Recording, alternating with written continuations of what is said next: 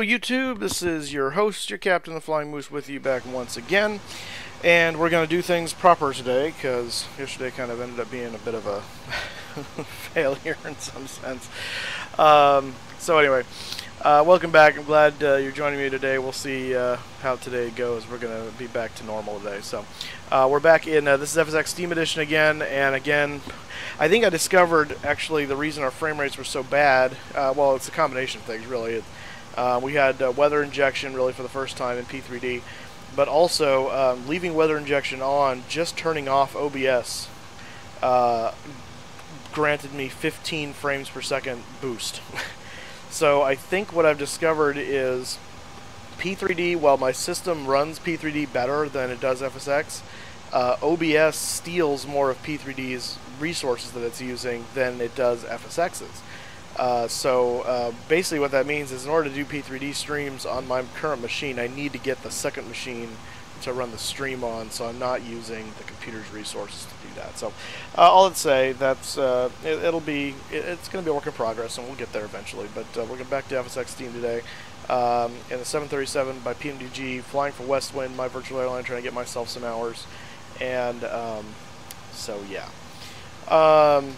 We are going to fly, we're actually taking off from Budapest again, like we did yesterday, because we didn't actually get anywhere yesterday, except the ground.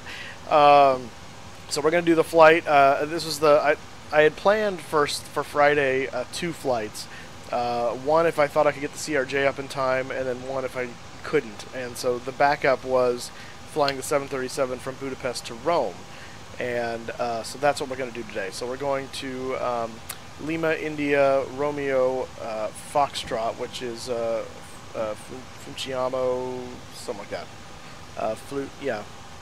Fumincio, I don't know how you say it. I'm not Italian. What do you want from me?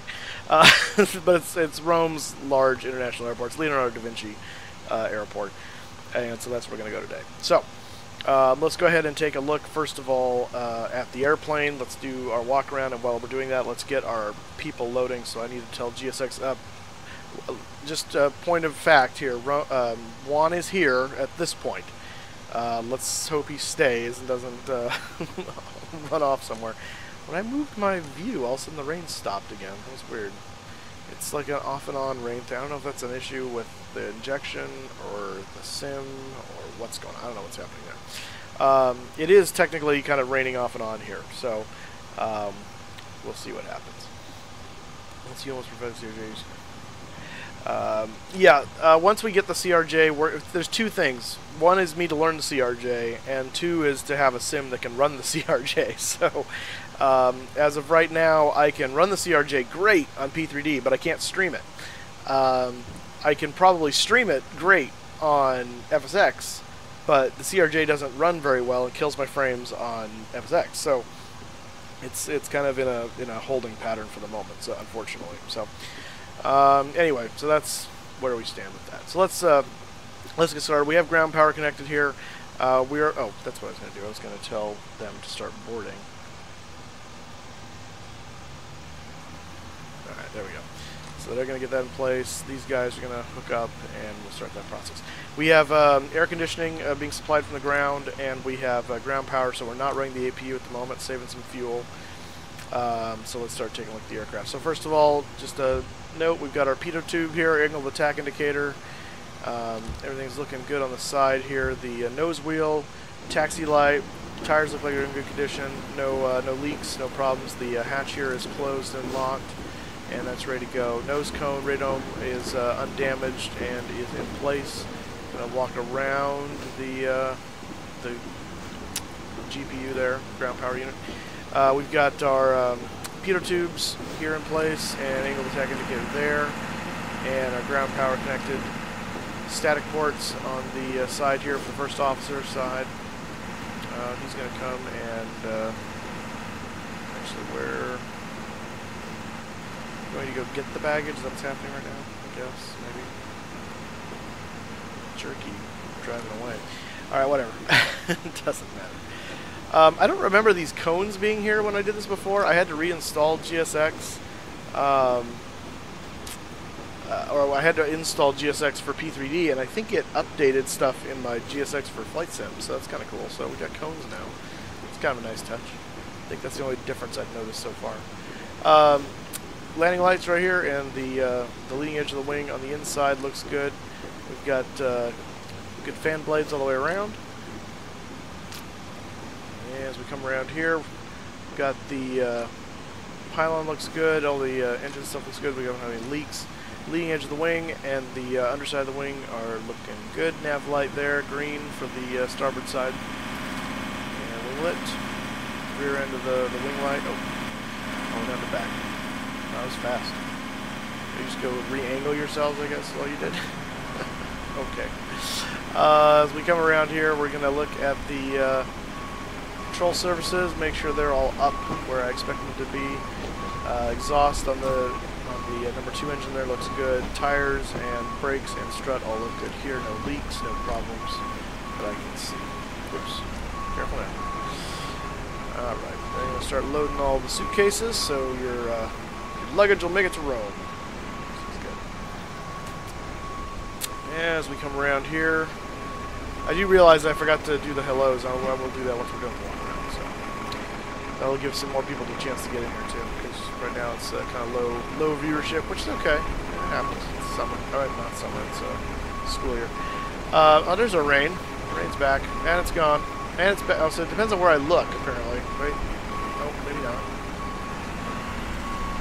It's magic rain. Okay. Vertical stabilizer and horizontal stabilizers look good. Control surfaces all look okay. The wing surfaces look good. APU clear. No sign of damage on the tail skid here. And the APU door there is shut. So that's good. As we come around the other side here, we'll check the left main gear. And looking at the tires, brakes, and hydraulic cylinders, looking good there. Exhaust on the engine number 1 looks clear. Control surfaces are all up and stowed, and no obvious signs of damage. Lights are working on the left side. Winglet looks good. And then we've got our red nav light there on the port side. Leading edge looks clear and free of damage. And then we have our fan blades on number 1 engine, looking good there. And our landing and turn-off lights there look good, and leading edge of the wing looks good there. As well as our static floats right there and there. Alright, we've got a good aircraft. I think we're going to be good to go to Rome today. So let's go hop up in the cockpit and get to planning the flight. We have to put up with the annoying people talking, but that's okay. We'll go ahead and turn on real quick passenger signs and the in-flight entertainment system for the passengers, so as they're getting settled in they can get that going, and we'll also turn the seatbelt sign on as they're getting loaded in. Okay, so let's go ahead and see who we've got in chat so far. Tim was actually the first one here today, which was impressive. Enrich16 followed him, and Roger Jose Salas, so good to see you all here. It looks like in chat, at least for the moment, you guys are the only ones here besides, of course, Gemini Jets America is here, so welcome back to you, sir. It's a small crowd today, so it's okay. We'll maybe gain some people as we go. Hopefully yesterday didn't just turn everybody off from my stream. Oh well. I am thinking, by the way, and this is kind of a small crowd to explain this to, but I am thinking of changing the format a little bit, not for how I stream, but what I stream on what days. Sticking with Thursday, Friday, Saturday, I'm thinking because Thursday ends up being a difficult day to do a flight of any good length because it's so late for me, and it's late for you guys anywhere that doesn't live on the West Coast. I'm actually thinking of, I've been toying with the idea for a long time anyway of doing it, and so I think Thursday might be a good time to introduce it. So I'm going to try it for a few weeks and see what kind of reaction I get. And if everyone hates it, then we'll abandon it, and that's fine. But I'm thinking of actually trying my hand at streaming American Truck Simulator just on Thursdays. We'll keep flying on the weekend, on Friday, Saturday. But I'm thinking of doing that. So if you have any kind of adverse reaction to that, as I've said that, then let me know in chat, and I'll take that under advisement. But if people seem to like it, then we'll do that. I'm not going to replace flying, of course. That is my main initiative for the stream, but I would like to branch out a little bit. And I do enjoy ATS, and I know a number of people that like ATS as well, so I think that could be fun. Ronan, good to see you. Yeah, you missed the stream? Nope, you were just in time. We were just getting going, so good timing, sir. So let's go ahead and get some initial preparations done on the aircraft, and then we'll look at the flight plan, and then we'll take care of the briefing, and then we'll get underway. So to set this guy up, we're going to go ahead and turn on... What did I hear? Oh, there it is. Okay. Oh, I had clicked out of it, that's why. I was like, what is that noise? Okay. I'm going to turn on the IRSs, get them aligning. I've already got the dome light on. I'm going to check our leading edge devices, just to make sure those lights are working. The yaw damper can go on. These are all closed and guarded. All our navigation is set to both. Our displays are set to auto and normal. And we're going to check the fuel cross-feed valve here. The valve in transit light illuminates. Valve open. And then valve in transit illuminates again and closed. So we got good response there. Fuel pumps are all off at the moment because we're not running anything yet by that. I'm going to check our battery switch here on battery. We got 28 DC volts and standby power. We're good there. And then ground power right now we're on 115 volts, 67 amps, 28 DC volts, and roughly 400 hertz, 400 seconds per second. So that's good. So as we come down here, the standby power is guarded, and the generator drive disconnects are guarded as well. Ground power is currently active. Buses are off, APU is off. And as we come back up here to the panel, we're going to turn our circuit breaker lights on. Equipment cooling is in normal. Emergency exit lights are armed. Fasten seatbelt signs are on. Come back up here, we'll turn our window heats on. Pitos are going to leave off for the time being. Wing anti-ice is going to be off for the time being. Hydraulics is going to be off for the time being. And as we come back up to here, air conditioning panel, the trim air is on. Recircs are on. Packs are off. I'm going to put the cross-feed valve in auto there, the bleed valve, cross-bleed. And I'm going to turn off the various bleeds until we turn those equipments on. Flight level today is 380, so we're going to go ahead and set that for our altitude here. 3.8, there we go. And that is in auto. Position lights are on. I'm going to go ahead and turn the logo light on. Not that it really matters, but there we go. Alright. So that is set. Coming across the panel here. We're going to switch the... let's see, I want this in hectopascals. That's in baro, that's what I want. That's map, that's fine. I'm going to reduce that down to 10. We're not going to program any of this yet, except to say I'll turn the flight director on now. And then coming down the panel here, we're going to go and test our oxygen. And that's a good test on the oxygen. Why does it think it's 1050? Yeah, why does it think it's 1050? That seems like an odd time. Okay, stand by. Did I set something wrong? Oh, GMT is 10. Oh, because that's right, we're in Budapest. Okay, yeah. Duh. Thinking GMT, if it's 11, it's going to be... no. I'm throwing it off. So again, because we're flying in Europe and we're flying on my time, I'm connecting the sim based on the time it is where I am. And so this shows the Zulu time in reference to the time I'm at if I was in Budapest. So it's 11:49 here, or at this point it's off a little bit. So it's 11:51 Budapest time, which is an hour ahead of Greenwich Mean. So it's 10:51 Zulu. So there you go. Okay. Killed all the passengers by forgetting. Yeah, there you go. We didn't. We'll try not to forget the packs. All right. So moving across, I want to turn the panel lights on there. I don't need the backlighting at the moment because it's during the day. That's gonna be fine. This will align in a moment, and then we'll be good there. Give our lights a test here and check all of our cockpit lighting and make sure everything that I expect to be illuminating is illuminating. And checking around various lights and gauges, and everything looks good there. So we'll go ahead and turn that test back off. And we're not going to mess with anything there at the moment, so we'll come down here to the center pedestal. We're going to fire test. Got a good test, good lights, good bell, and silence.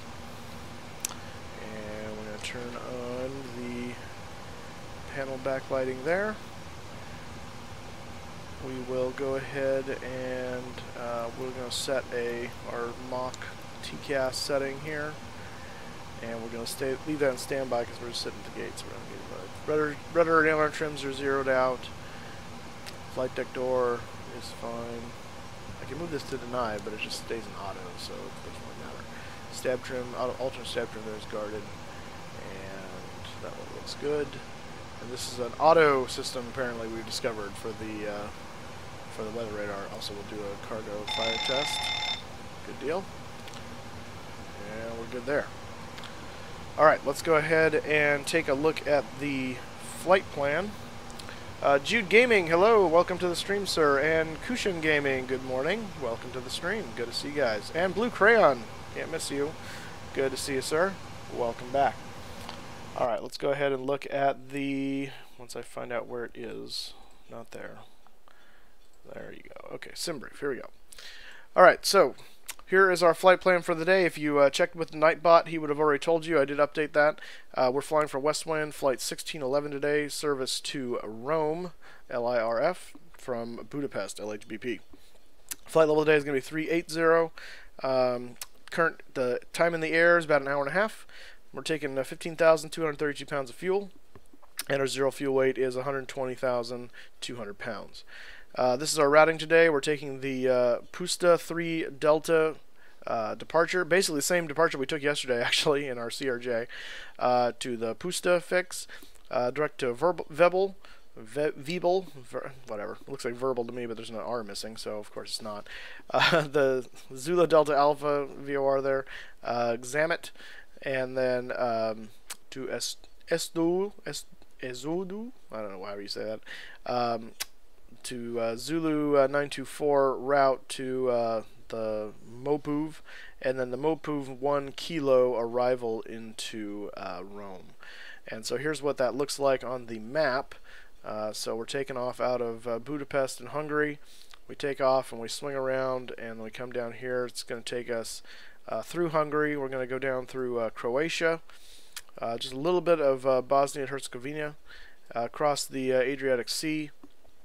Did I get that right? Is that Adriatic? I don't remember if that is or that is. Maybe that's the Aegean, actually. One of these is the Aegean and one's the Adriatic, and it doesn't tell me. I think this might be the Aegean, now that I think about it. Someone can correct me on what it is that knows their geography as well. Alright, Gemini Jets, we'll see you in a bit. Planning on hosting an F6 station here, or is that already done? No, yeah, we'll do that at some point, but I gotta figure out some things before that happens and can work. So, this is gonna be our alternate right here on the coast of Italy, which is Pescara Airport. Never even heard of that airport actually, but that's our alternate. Across the sea, and then we just cut across the boot of Italy, right there. There's the boot. Into Rome. We're actually going to fly over the city itself, and the airport is actually on the coast over here. So that is the plan. So there's that. Our fuel reserves today are looking like 5.7 for our reserves. So that will be that. And weather, let's take a look at what they're doing for weather here. We have some, there's our routing, here's our, whoops. Yeah, see, we're just kind of on the edge, really, of this system here. So we should kind of leave it once we get at, in fact, this is kind of what we flew into, I believe, yesterday that killed us. We'll be on the outskirts of it this time, thankfully, because we were going to Venice yesterday, so we flew right through it. So we should be on just on the outskirts of this this system here, this cumulonimbus system, as we skirt in, and we should have pretty good weather into Rome from what it looks like there. So we should be flying into the wind for the most part the whole way. All right. So all that being said, let's program the FMS, and then we'll get our current METAR, and then we'll go from there. It is the Adriatic. Okay.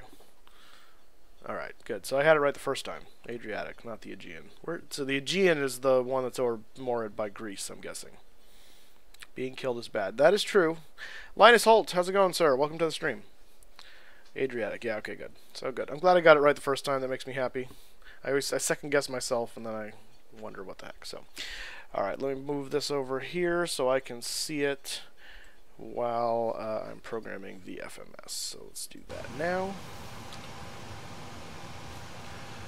Alright, so menu, we have to get our, we did update the AIRAC data today, so we are current, at least we should be. AIRAC 1710, yeah, that is current. So from September 14th to October 11th, so we have the newest AIRAC data, we're good there. Position it, we're going to go down and select the right GPS today and put that in there. Reference airport is Lima Hotel Bravo Papa. And we are at gate 37. I wonder if it'll take it. Let's see. Hey, look at that. Once in a while I get lucky. Alright. Maybe that's an effect of keeping the AIRAC data up to date. I don't know. Alright. LHBP, we're going to LIRF. Lima India Romeo Foxtrot. And our flight number today is WestWind 1611, and departure arrival. So departure today is going to be the oops, I passed it. The Pusta 3 Delta off of 31 left with no transition apparently. And so our route is Pusta right there, and we're going to Vebal, V-E-B-A-L. V-E-B-A-L, and then to ZDA, over to Xamit, X-A-M-I-T, A-M-I-T, followed by ESODU, ESODU, and then via the Zulu 924. This came up as Uniform Zulu 924 in SimBrief, and then it didn't like it when I tried to check it with the AIRAC, and so I went to Skyvector and discovered there is no Uniform Zulu 924 in the area, but there is a Zulu 924, so I don't know where the U came from, but whatever. I did check to see if it was a world high or world low issue, and it was the same thing, so it didn't matter. MOPUV is the last one. MOPUV. And that is going to take us to our arrival. And we are taking the Mo something or other, whatever it's called. Where are you at? That should be this one. Yeah, the Mocha 1 kilo for runway 25. It's going to come down here. ILS runway 25. And our transition is going to be, I believe it's going to be CMP, if I recall the star correctly. So, route, we will activate that. And let's go check the legs and make sure nothing seems out of the ordinary here. Make sure we don't have any discontinuities. And we do not, so that's good there. And then we'll check our stuff here in a second with regard to that. Let's go back to our perf-init. Zero fuel weight is 120.2, and our fuel was 15.2. It's only 15.4, which is interesting. Let's see here. Reserves we said was going to be 5.7. Cost index is 80. And our flight level is 380. There we go. Transition altitude out of Budapest is 10,000 feet. And we are going to derate today by 1. And we're going to be flaps 5. Trim is 4.56, and that gives us a V1. Actually, wait, hang on a second. Next page. We are going to be wet today. So you want to change that. There we go. Alright. So our V speeds 125 for V1, 134 rotate, and 144 for V2. Alright, so let's go ahead and now set up some information here. Our 144 plus 15 is what we're going to set. So that's 59. Runway heading is 31 something. Pull it back up here on the chart. Came in. Now is that Rome I'm pulling up? It is. That's not the chart I want. Close, please. I want Budapest. I'm getting the hang of. I found some tweaking that I can move back and forth in Navigraph charts on my tablet now a little better, so that's helpful. Is the stream extra delayed today? I hope not. You might try refreshing your YouTube page, because sometimes it hangs and then you end up being way behind and you don't realize it. So you might try that and see if that helps. Because it might. It might. You don't tell me the... that seems odd to me.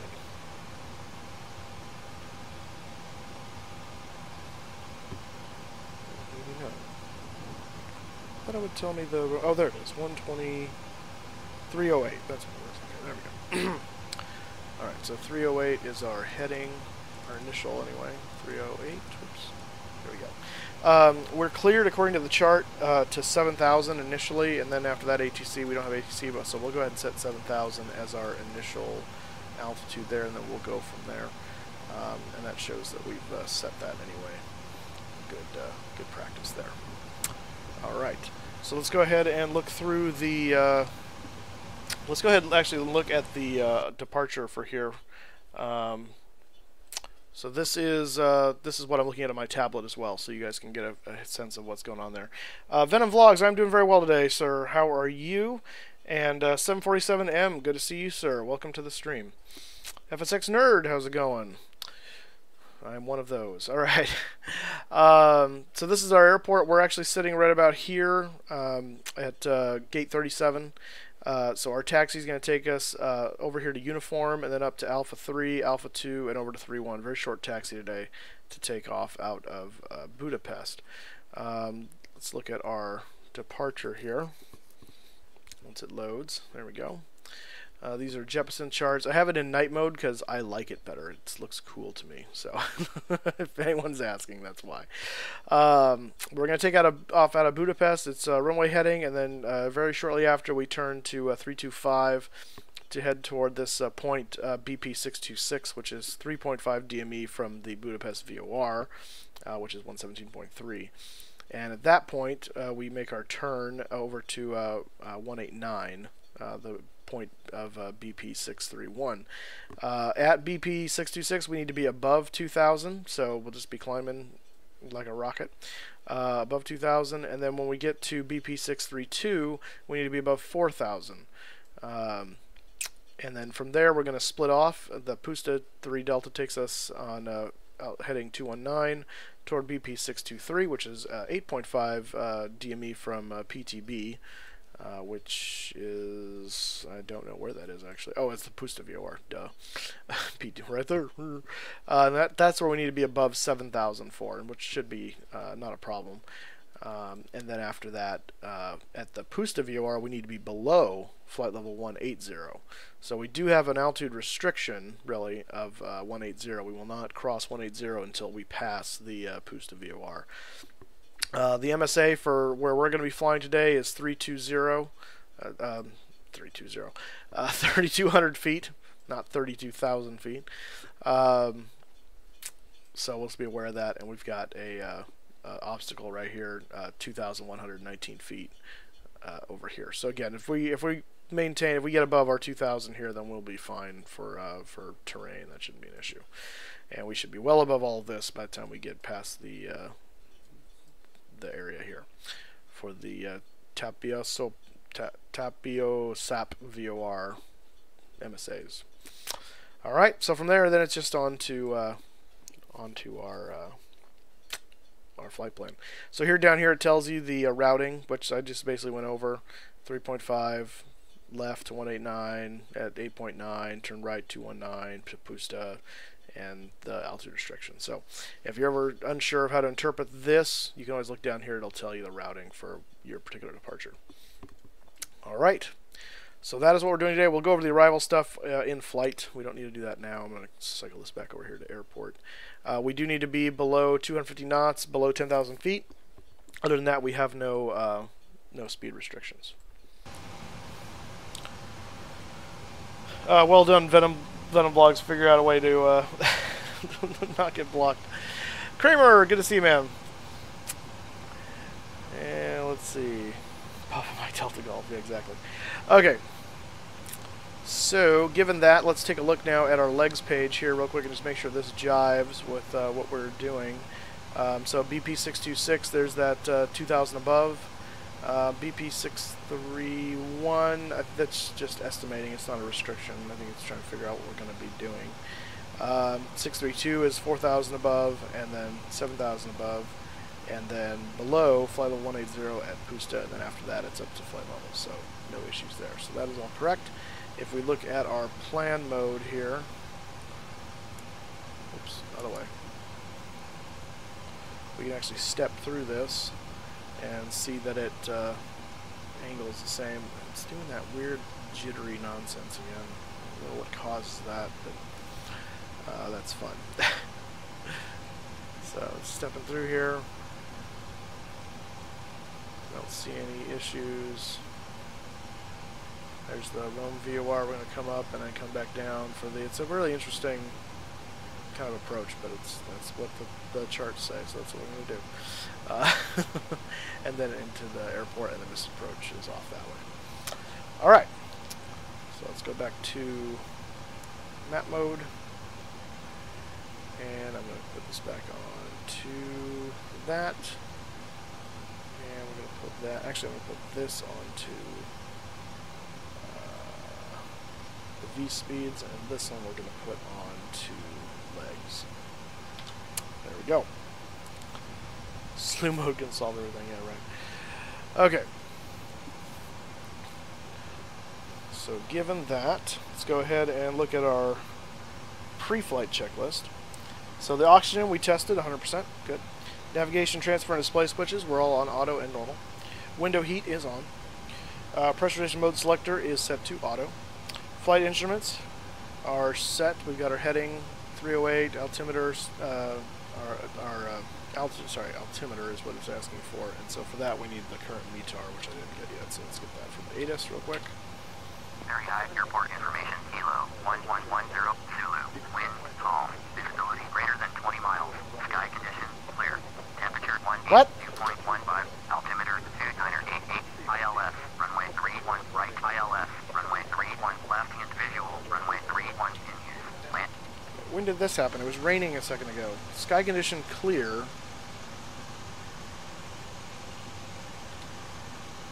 What is going on here? There are games afoot. What's going on? I guess it's roughly clear here now. Did it just move on, I guess? We're still connected with weather, right? Let's make sure that's... Yeah, okay. Conditions.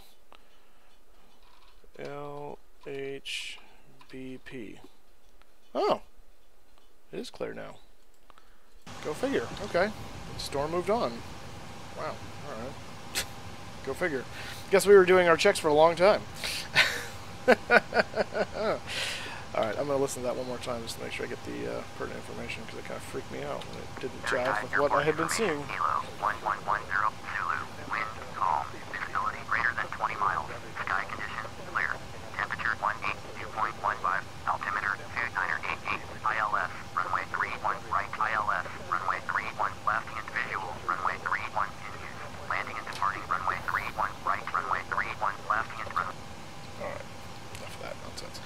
actually, I'm going to, what is, let's say, it's 1012 is the equivalent, okay. So, there we go. Okay, so now the altimeter is set. I'm going to go ahead and leave the runway on wet because it was raining recently, so it's only going to make our, stopping distance better by telling it that, so let's just do that. Okay, so we've got our METAR data now, so our altimeters are set and our heading is set. And our heading, yeah, they're 128, and that jives with compass, so there we go. Okay. Parking brake needs to be set, which it is not at the moment, so now it is. And engine start levers are cut off. Alright, so with that, we are ready to do our briefing for our departure. So let's do that. So, current weather today is, now it's clear skies and calm winds.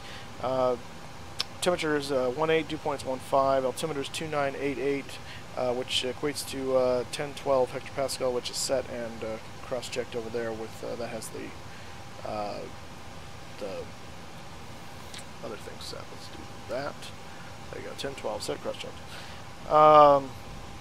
So we're going to be departing off runway 31 left today. It is a mildly wet runway because it was just raining recently, and so we've set that accordingly. To get to the runway, we're going to be taking taxiway uniform to Alpha 3, Alpha 2, and then straight on to the runway. It's going to be a Flaps 5 D-Rate 1 takeoff that I'm going to be doing. Normal process there. Our V speeds for that is V1 is going to be 125, VR is going to be 134, and V2 is 144. V2 plus 15 is set in the box here, 159. And that's not a good place for that. There we go. For the departure, we're taking the Pusta 3 Delta, which requires us to fly straight out and then turn to 324 to the first waypoint and be above 2,000 at that point, and then turn to 189 as a left turn. Our next waypoint after that, we need to be above 4,000, and then finally the final waypoint before we get to Pusta itself is above 7,000 and below 180 at Pusta. No speed restrictions aside from 250 below 10,000 feet, and we need to we have clearance to 7,000 initially. Transition altitude is 10,000 feet, and we will move on from there. Minimum sector altitude for the area we're going to be in is 30,200 feet. If we do need to abort, for any adverse conditions before V1, we'll just stop. I'll close the throttles and go on the foot brakes, and we'll select reverse depending on how far down the runway we are if we need to stop, and depending on what the incident is. If it's beyond V2, we will take off and we will make an immediate left turn as we climb up to 5,000 feet to be clear of this minimum safe altitude. Left turn, come around in the pattern, and plan to just land again on runway 31 left that we just took off from. So that is the plan. Briefing complete. Alright. So while we're getting final stuff set up, let's get them ready to go. And we need to go nose to the right.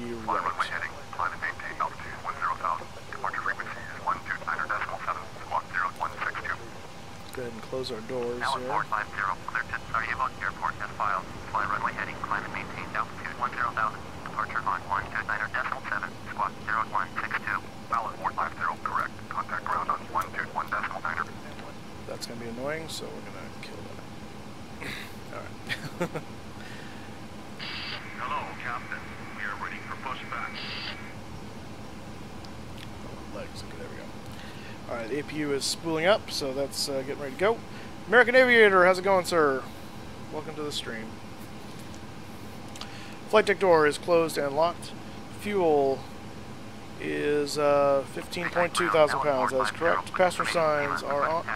Didn't I turn that off? Oh, I turned a different one off. There we go, okay. Passenger signs are on, windows are closed and locked. MCP, V2, plus 15, 159. Heading is 308 and altitude is 7,000. Takeoff speeds are confirmed as 125, 134, and 144 for V1, VR, V2. CDU pre-flight has been completed. Rudder and aileron trim are free and 0. Taxi and takeoff briefing is stated, and the anti-collision light is coming on. 4-star checklist complete.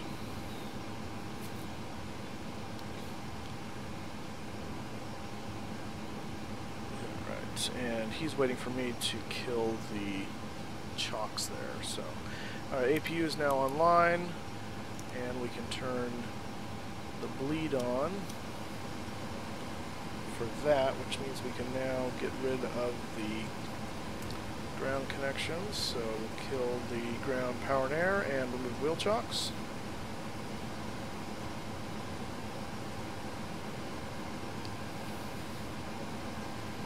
And hopefully that will get him to do the rest of his job. Locking gear. There we go. Brian Gren, how's it going, man? Alex Plays, how's it going? Good to see you, sir.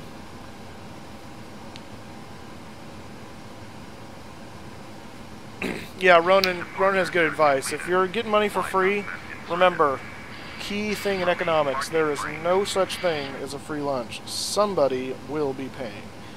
So, just know that. There's always a catch. There's always a catch. I think he said release parking brake, so... Commencing push. All engines clear.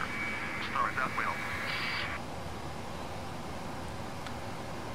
Alright, we're clear to start engines. So we'll go ahead and turn the packs off. Sorry, passengers. Fuel pumps on. Do we have anything in the center tank? No. And starting one.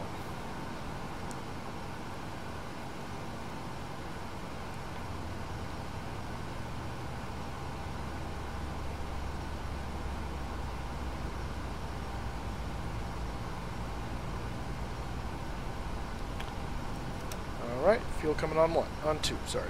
Did I say turning one? Turning two.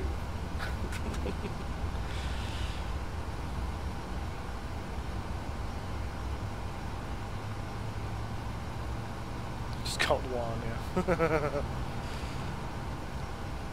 Actually, we should do what like United and stuff has done. They did, like they had TED as their shuttle service. We should do that and just kind of call it one. Yeah, it'd be nice if things were free, but in the end, it's better they're not because it makes you appreciate them better, more when they're not. Alright, we got a good start on number 2. Let's go ahead and turn number 1.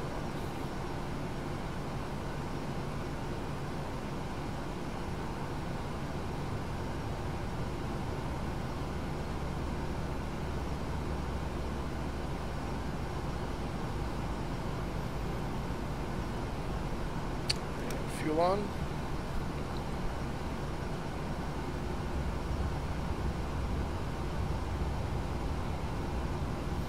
Exploiting challenges. What's up with the hit the dislike? If you don't like what you're seeing, then go somewhere else. Don't be rude. Don't be that guy.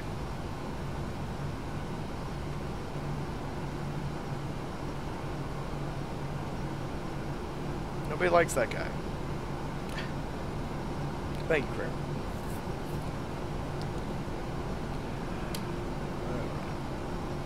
Set parking brakes.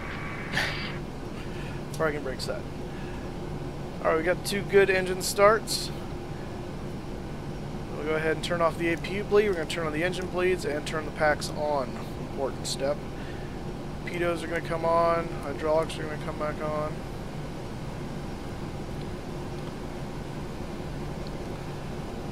Trim needs to go to 4.56. Which is in there, right about. And flaps to 5.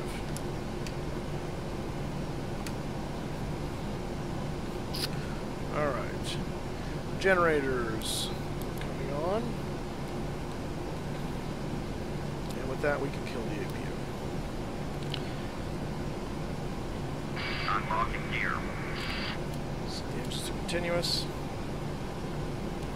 Auto brake alert RPO. Tow truck disconnected. Bypass being removed. And we'll check our flight controls. 2 up, 1 down. 2 up, 1 down. 2 down. 2 up. Left is clear. Full Right left. is clear. Full right. Flight controls checked.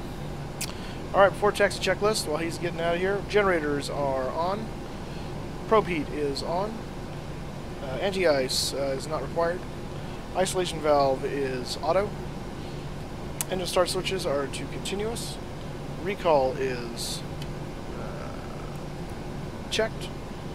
Auto brake is RTO. Engine start levers are idle detent. Flight controls are checked, and ground equipment is about to be clear. That's awkward there, Kramer. I don't know why he's hitting you with a inflatable space shuttle. Create texture for Juan Air. Oh, that's funny. Going the wrong way, Juan. Forward. There you go.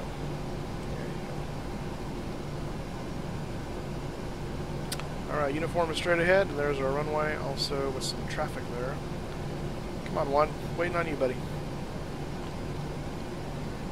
Alright, taxi light on. Actually, I'm going to turn all those on. Brakes release. Make sure that's not going to screw with me this time. Good deal, okay. And let's head on out of Dodge.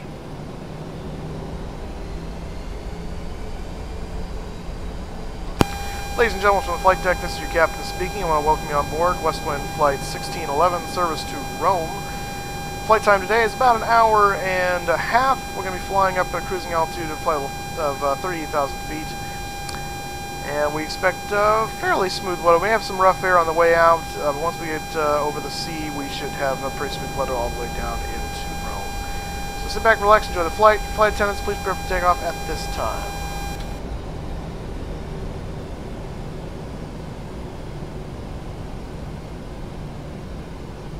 Well, no, I would assume it's not a real space shuttle. That would hurt. Yeah, there's some storm. There's a storm that just passed over us a little bit ago, so it's clear where we're at, but there are some storms out and about. We do need to make sure we turn on our TCAS up to transponder mode, and we'll test the TCAS there. Make sure that's all working right. TCAS test pass.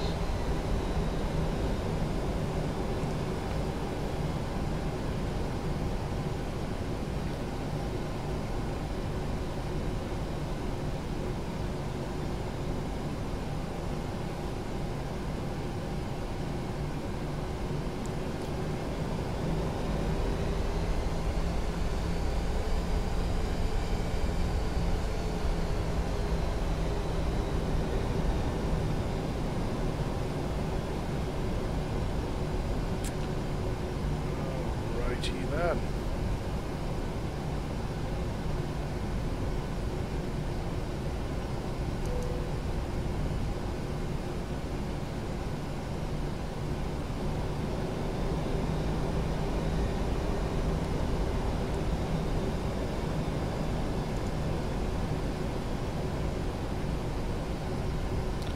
Set TARA.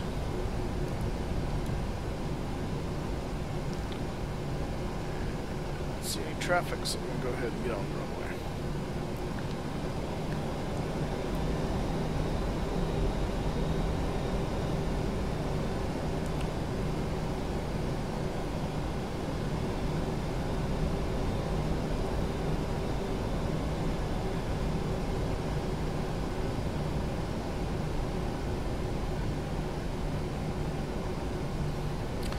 Before takeoff checklist, flaps are 5, cross-checked, stabilizer trim is 4.56. Checked.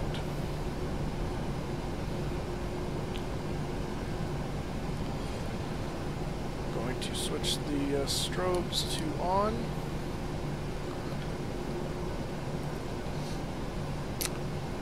TCAS is set.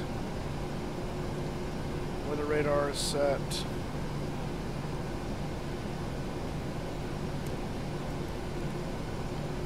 Have LNAV armed, and landing lights on. Alright, here we go.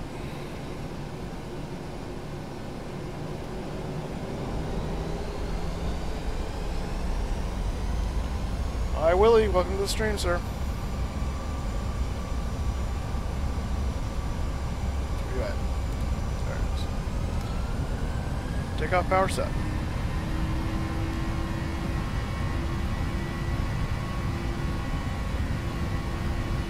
If you haven't already, hit that subscribe button, hit that like button, guys. I appreciate it.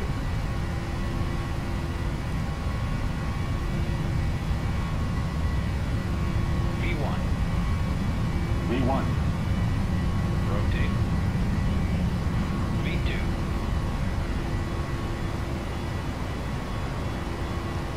Positive rate, you're up.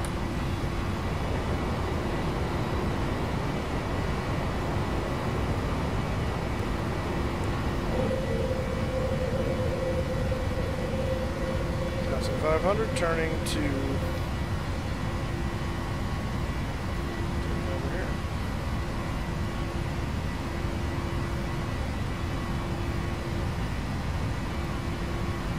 On VNAV.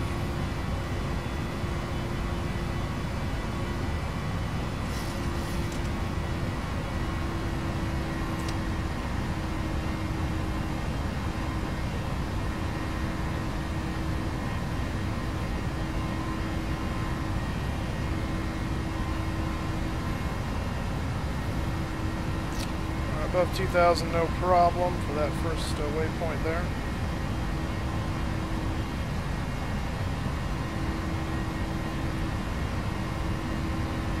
Flaps one. Starting to turn.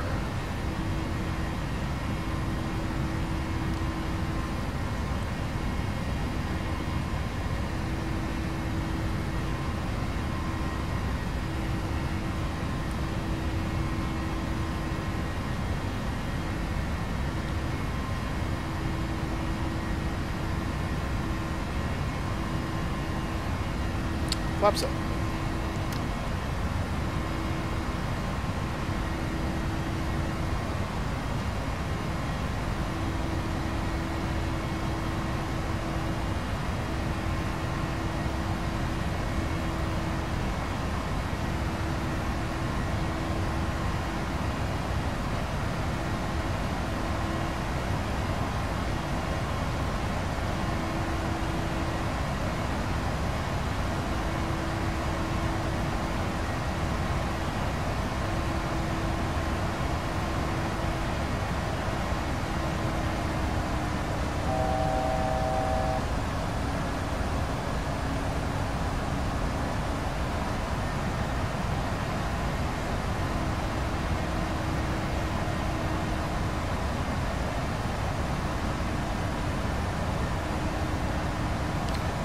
There's our 7,000, so we're going to head on up to our cruising. Actually, 180 is our next restriction, so set that.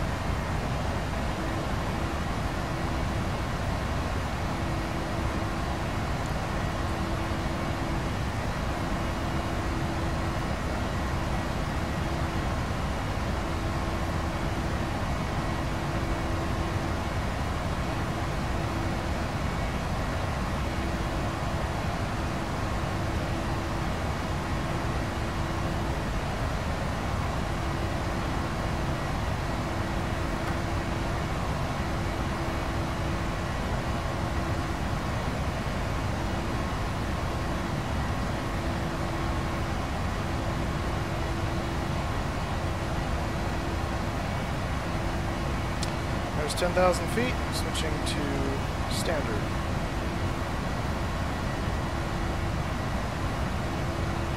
And landing lights come off.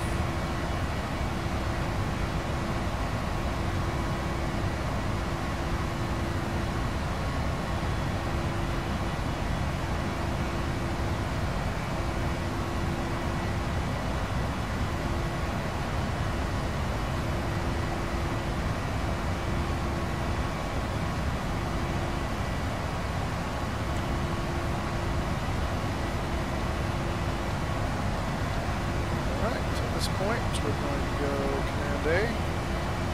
Autopilot's takeoff. Alright, after takeoff checklist. Engine bleeds are all on, packs are set, packs are auto, landing gears up and off, flaps are up, no lights.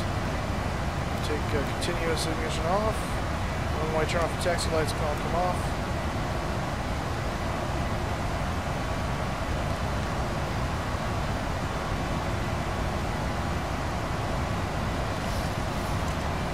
Monitor. Got some lightning over here. On the weather radar. We had some off to the side. I'm going to go ahead and increase the range on this.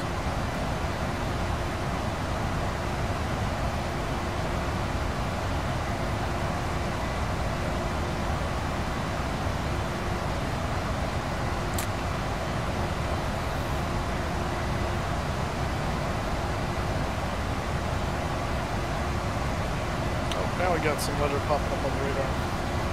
Yeah, like I said, we're supposed to be skirting this storm stuff, so we'll just swoop it away. So yeah, so as long as we stay off to the side here, there's a little cell right here by Pusta, but hopefully we'll be high enough to be okay there. We'll see. DSZ Robloxian, good to see you, man. Welcome to the stream. Cheesecake Factory is good, but it's expensive, and I don't like cheesecake, so I don't go there for the cheesecake. I go there for the food. Really, I just go there if other people are going there. Their food is good, but it's a little pricey, and their menu is humongously long. But it's okay. Leaf, how's it going, man?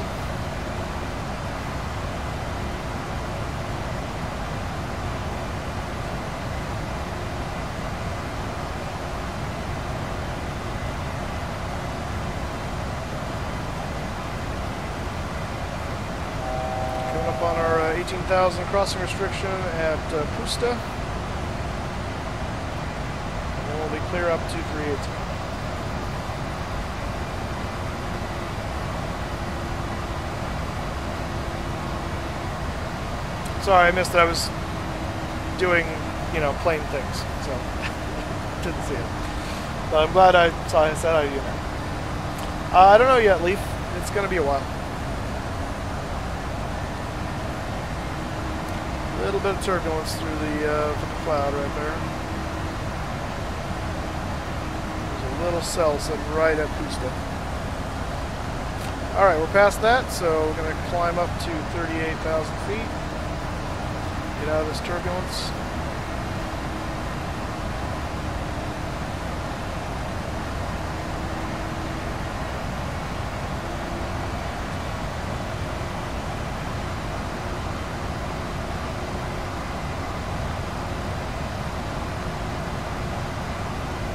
I've never been into cheesecake. I don't know. It just doesn't. I think it's a texture thing for me more than anything else.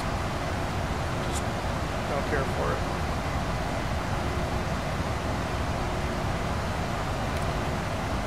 Just don't care for it.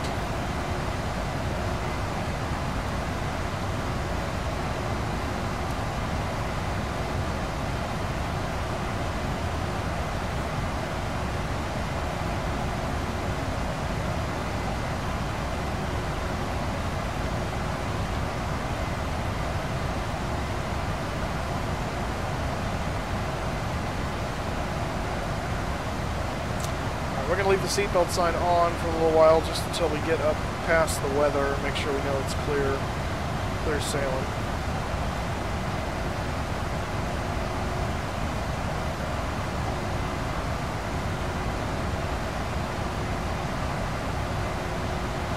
I do not play Destiny 2, no. Yeah, in the Airbus, the best way is either if you don't have a throttle set up like a throttle quadrant or something like that, make sure you set a button that will just decrease thrust constantly. So you set your throttles to idle, and then hold that decreased thrust, and it'll pull them back beyond idle to reverse. Oh, so you must be on a laptop, Leaf. Yeah, so set something else or turn off your F keys for your laptop commands. You can do that somewhere too, depending on the laptop. But, so, Venom, thank you so much for that. I appreciate that.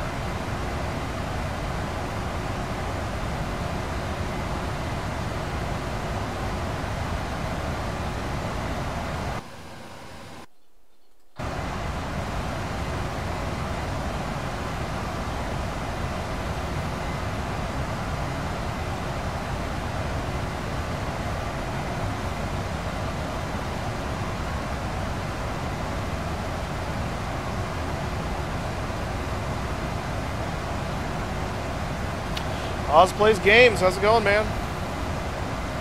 Good to see you. No, this is back to FSX Steam.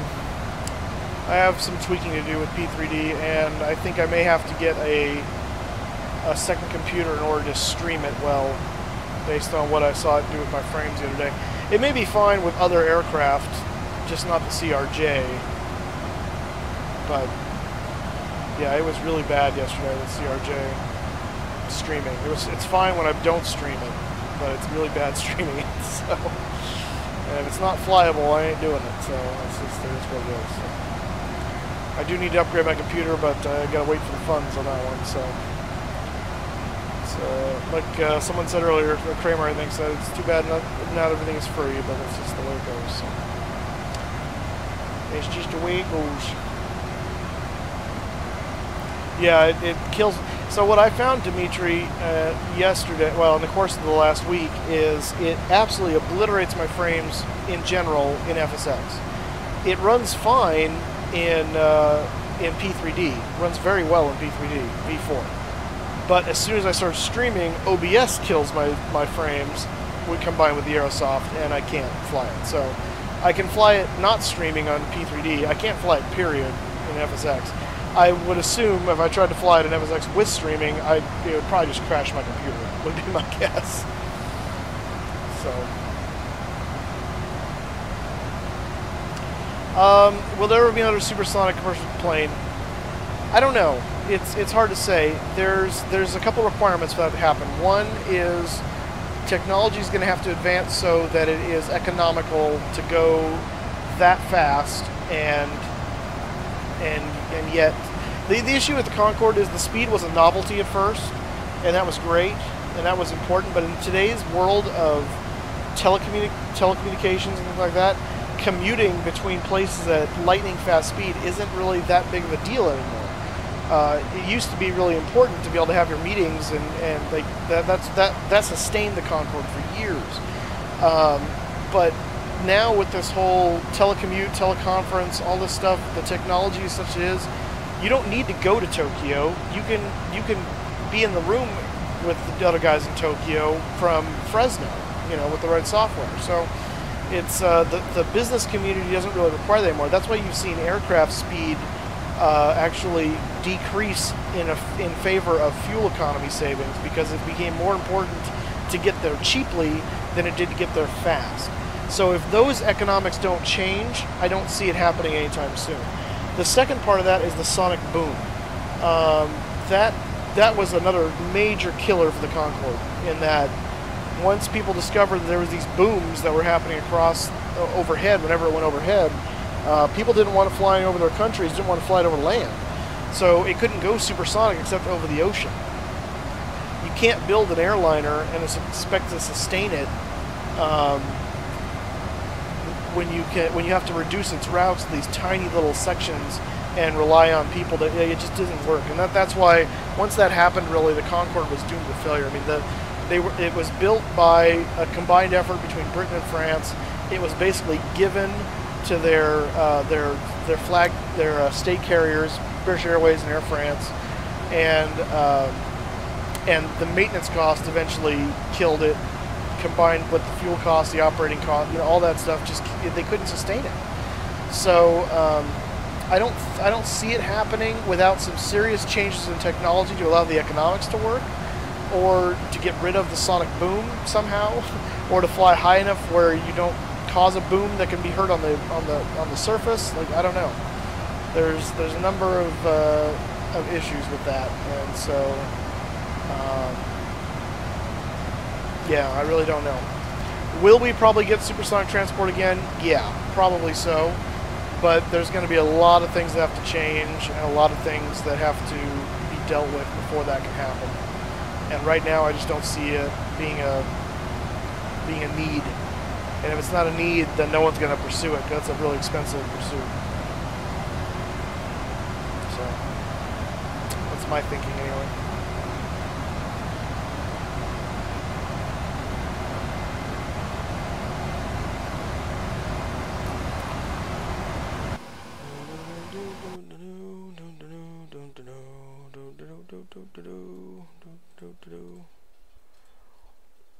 Connected. Boom, boom, boom, boom, boom, boom. Channel switched. Alright, TeamSpeak server's up. We're in live room 3, so if you want to join, you're free to do so.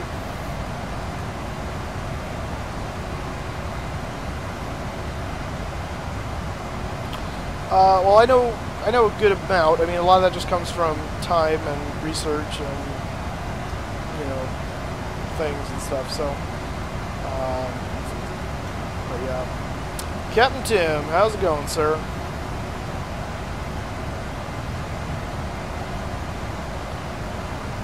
Captain Tim is mute. Yeah, good afternoon, ladies and gentlemen. There he is. How are you doing on this fine Saturday? Well, Michigan beat Air Force, which is a bummer, but that's to be expected. And got a problem with the 717 that I'm trying to sort out. The TFDI? What's the problem? Well, when you load up the flight plan, or when I load up the flight plan, it works fine right up until the flight plan is in the FMC or the MCD. And then it just dies. I mean, you click on stuff, it's like a big wait time, there's a lag. Oh. So something's got to be updated somewhere. Gotcha. I remember hearing about that when it first came out. I thought that was an issue that they fixed. Because I haven't had that happen with mine. Because I bought it a while after it first initially launched. But yeah, it was the last Windows update, I think. Missed with something, but we shall see. Gotcha. Are you on Windows 10? Affirmative. Yeah. And stuff like that, it makes me kind of hesitant to make the switch. I'm still running 7, so. Yeah, now I'm uploading the drivers for NVIDIA. Gotcha. What kind of video card do you have? It's a square one, kind of green, got some circuits on it. No, I've got the Smart NVIDIA 1050i. Oh, nice. Okay.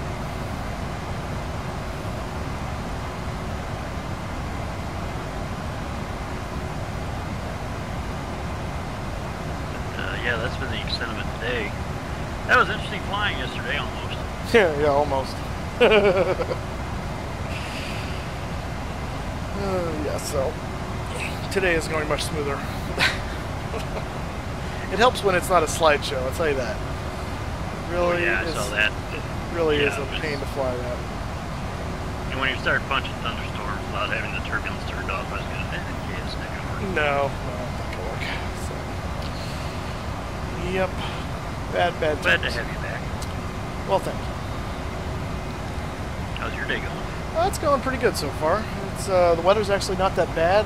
It's finally starting to cool down around here a little bit, so it's clear skies, fairly good weather.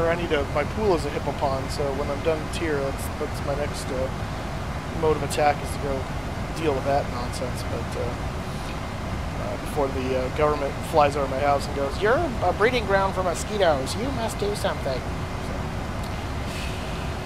Yeah, we're 86 and sunny in Chicago right now. It's a beautiful day out. Yeah, it's beautiful here. So yeah, should be a good day. Good day of football tomorrow. Hopefully my Jags win it again. We won this last week. That made me very, very happy. So, and we actually lead our division at the moment because we're the only ones that won in our division. So we at least have week 1 victory, and we'll see how long that lasts. I gotta play our arch rivals, the Titans, tomorrow. So hoping. I think we got the Falcons tomorrow for my Packers. Okay. That should be a good game, actually. Alright, we got Blue Demon is in here, who is currently listed as Way or Mike muted or something. Alright, we're pretty much above the weather. We're cruise altitude. I'm going to turn the seatbelt sign off for passengers. Let them start doing their thing. Do the 49ers have any chance?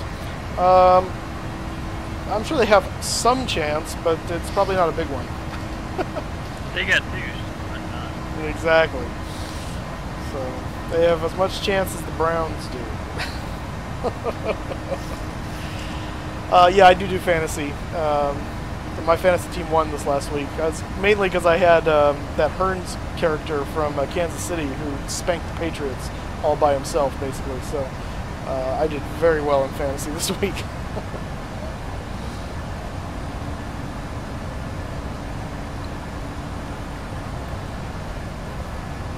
I was laughing at everyone who took Tom Brady against my advice because he got like a measly 7 points. I really, although he'd be interesting to have this week because I really think the Patriots are going to be so angry after what happened this last week that they're going to come back with as a force to be reckoned with this week. And I think they're playing. Well, who are they playing this week? Are they playing the Jets?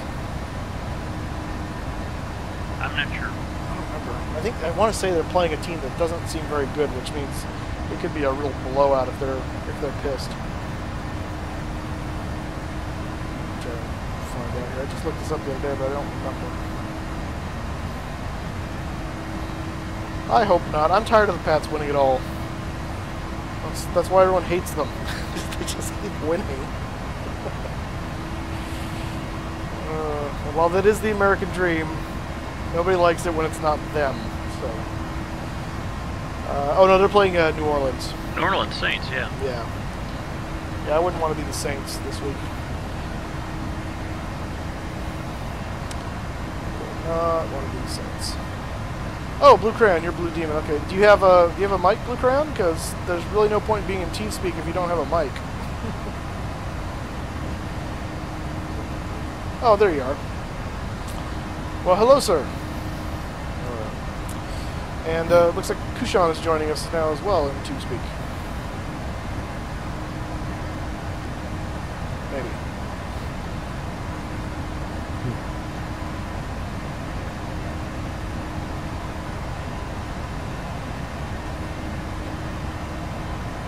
You know what you might want to do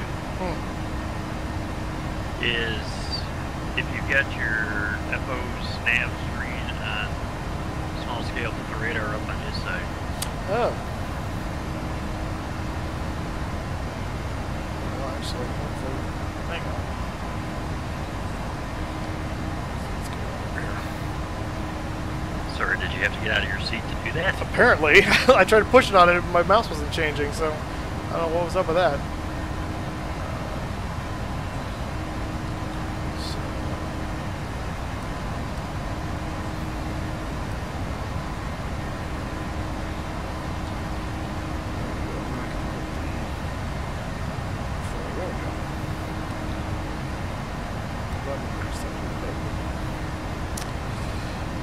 Bad idea.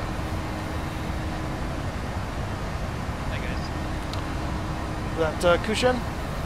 That is me. How you doing, sir? Not bad. How about yourself? I'm doing quite well. Remind me, whereabouts in the world are you again? Washington State. Oh, okay. How's the weather up there? Cloudy and kind of cold. Sounds about right. Pretty much describes Washington State. Yep. After our summer, I mean, it has been abnormally hot summer, so Wow. Yeah, I am not paying for it, complaining Montana. about it being a nice and cool, like 60-some, 70 degrees out right now. No, I wouldn't either if I were you. It's been abnormally hot here all summer too. I mean, well, it's always hot here in the summer, but it's been like it had to have been 2 straight months of triple-digit temperatures, and that's very unusual. It's we'll usually get a good solid 2.5 weeks straight of it near the end of July, beginning of August. But starting in like mid-June all the way through the beginning of September, it's just been constant triple digits with like one reprieve into the high 90s. It was just awful. Ugh. It's been a beautiful summer here in Chicago. Well, I'm glad someone got to enjoy it. Hey, speaking of weather, what was the earthquake in the Salton Sea? Oh, I didn't hear about that. There was an earthquake at the Salton Sea? I think I heard that this morning or saw it online. I'm going to check now, because that's interesting. That's why I asked you. I figured you were close. Yeah, I didn't feel it, so...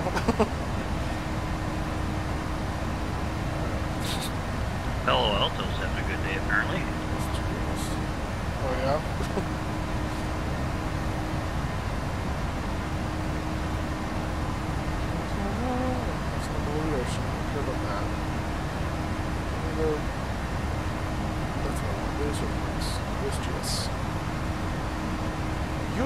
Geos. What? Oh, I got you. Like, what? That was really confusing. The first one on here is 66 kilometers south of San Francisco Del Mar, Mexico. And I just saw San Francisco in Mexico, and I went, what? Different San Francisco. Look on the bright side, you got oceanfront property now. Yeah, there you go. Let's see. Islands, Soda Springs, Idaho, Chile, Mexico, Alaska, Idaho. They make a bad movie about like half of California falling into the ocean. Yeah, it's called San Andreas, and bad movie doesn't even begin to describe it.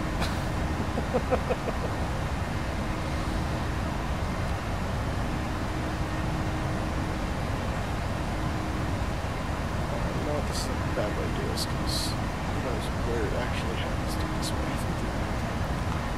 Yeah, you're looking at a magnitude 3.1 quake. Oh, really? Here's one to see, yeah. Oh, okay. Encrypted Pilot, how's it going, man? Gotta love Google News. Exactly.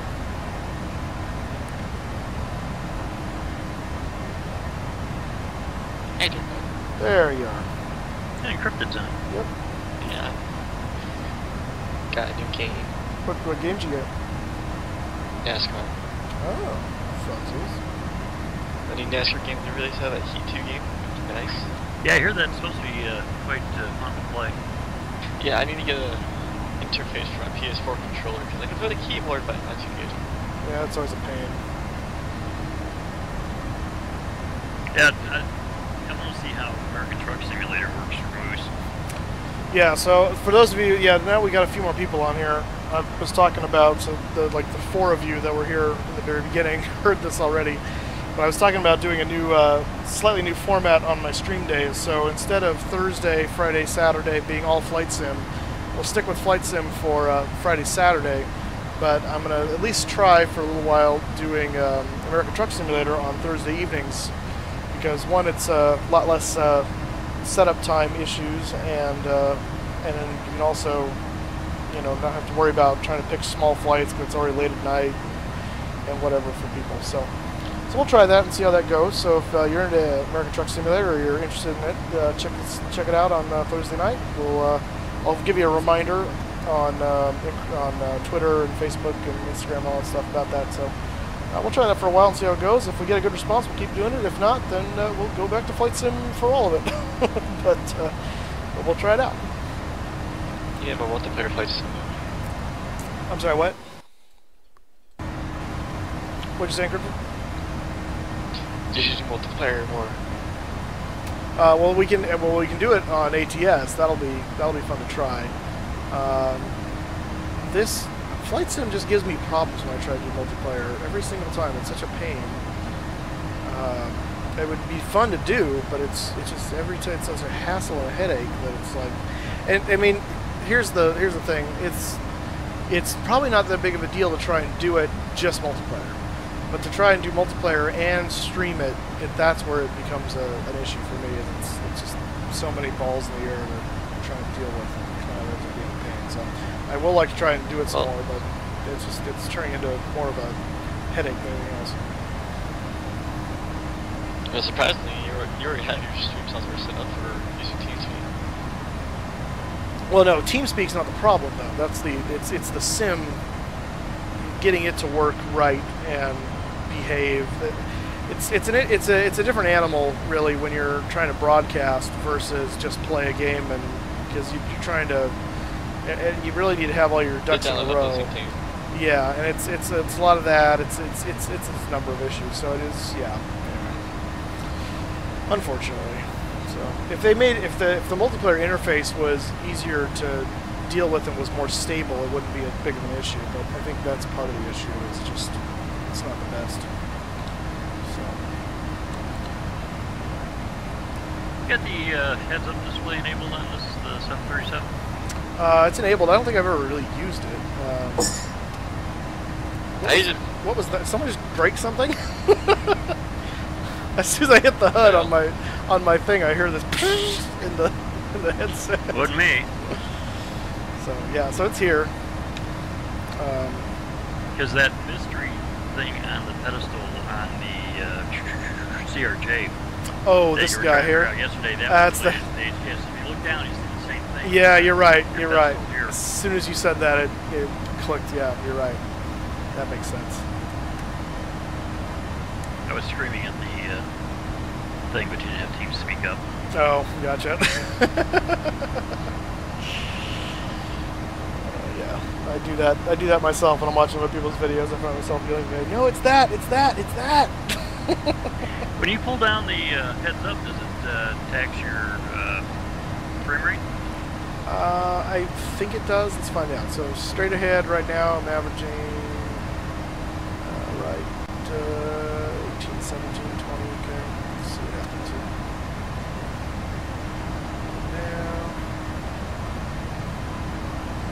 Now, yeah, a little bit. It's costing me a few frames. Yeah, and you know about the cursor being on the. Yeah, no, that yeah, can do it too. Yeah, I pull that off as much as I can. That's the nice thing about having the second screen is I can just pull it over to the other one and it kills that problem. But yeah, that's a thing that I really wish they would have figured out how to fix, because that is a pain. Leaf, no, I don't have Discord. We have TeamSpeak, so if you want to join that, feel free. But and it's free. You just need to download the TeamSpeak client. Yeah, I like the quality of TeamSpeak over Discord, and I get to use Raptor's TeamSpeak, so it's all good.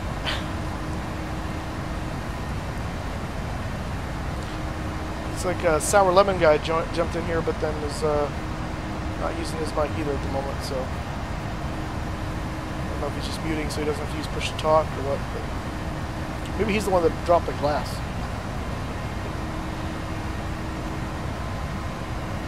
I always love when this stuff happens right as I click on something in Cockpit and I think, what did I do? Your discussion on the Concorde was interesting. Oh, thank you. What are your thoughts on the Concorde? Well, the one time I flew it, it was nice, but it is such a tiny airplane. The economy of scale is from the number of seats on board. It's like flying a dart. Interesting airplane, but the economics weren't there. Yeah. Yeah, it's unfortunate when technology... Yeah, if that. Yeah, something like that. Yeah, I think it's similar. Yeah, it's sad when you have technology available that can be so cool, but economically it just isn't viable, and so it can't really exist. You gotta remember when that airplane was designed, there was like spider webs. Right, and that's what's, I mean, that's probably the most impressive thing. I mean, you think about the Concorde, you think about the Apollo missions and stuff like that earlier, you know, the amount of stuff we achieved before the onset of the computer power we have today is very impressive. Very impressive. I mean, the computer stuff they wrote for the Concorde, they talk about this, there's a great Smithsonian Channel documentary on the Concorde. The computer processor calculations that had to be done automatically on the Concorde to adjust the baffles for the engine inlets to slow the air down at just the right speed to make it subsonic for the engines to work was incredibly complex, and yet they were able to get that before the onset of you know little tiny computers that we have. I mean, now we've got these very powerful FMCs that do everything for us in the cockpit. That didn't exist then. Well, when you think about that, and the SR-71 being, you know, the Skunkworks design that way is incredible. Mm-hmm. There's a really cool, if you guys are interested, I should try and find it and link it. There's a great YouTube video on how the workings of the SR-71 engines and just the amount of complexities to account for all the different phases of flight that it has to be in for the different speed ranges. It's a very interesting and insightful video. If you guys can find it, I would highly recommend. I'll see if I can find it and link it. I found it already. You found it already?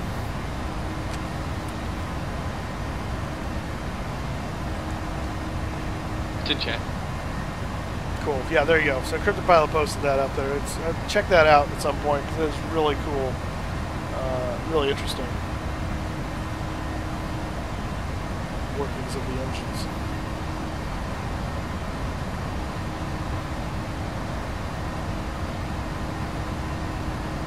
I mean, they were having issues with spare parts and everything with the Concorde, so I mean, it definitely Yeah. helps do it. But I mean, at one time it was occupied or operated with Braniff and who else had it? Singapore. Yeah. But like you say, it's flying over the populated areas they had to fly subsonic, which just killed their efficiencies on the engines. Right. Yeah, that thing was not built to go subsonic. There's a great thing on YouTube. It's a series back right before you were born called Diamonds in the Sky, and they did an entire episode on how the Saudis, I think it was the Saudis, were complaining because when the Concorde was flying supersonic over the desert, it was issuing sonic booms. So that's all about British Airways trying to figure out a new route for the Concorde going out to the Southeast Asia or Southwest Asia. Huh. And it's just really a good episode. Actually, the whole series is very good. Called Diamonds in the Sky? Diamonds in the Sky. They did a great one with A Day in the Life of United Airlines. Oh. There's a great, I don't remember if this is on YouTube or not. I think it showed up at one point, so I grabbed it because I'd seen it on something else. It's it's not a 2020 special. It's I think it was CNBC special. There's a day in the life of American Airlines, and it's like I forget how long it is, but it was really good. It covers everything from how the fares are done, to the routing, to the maintenance, to the baggage handling, and the cargo operations, and all that stuff. It's really interesting if you ever want to see about the life of an airline.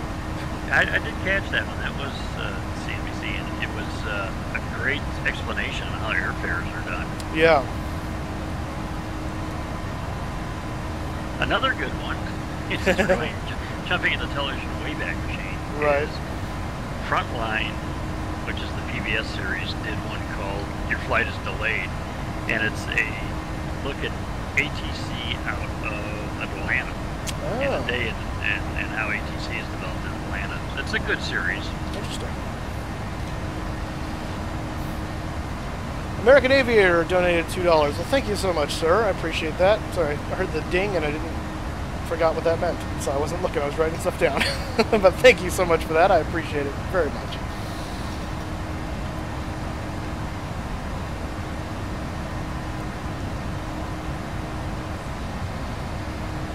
Well, I just bought the PMDG 737.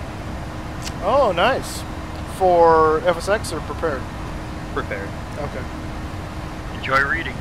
Yeah, you got a lot of work to do. Of course, it helps if you've been watching other people's YouTube channels and stuff too. You may have a feel for the airplane already, but yeah, they get you a lot of manuals, which is nice.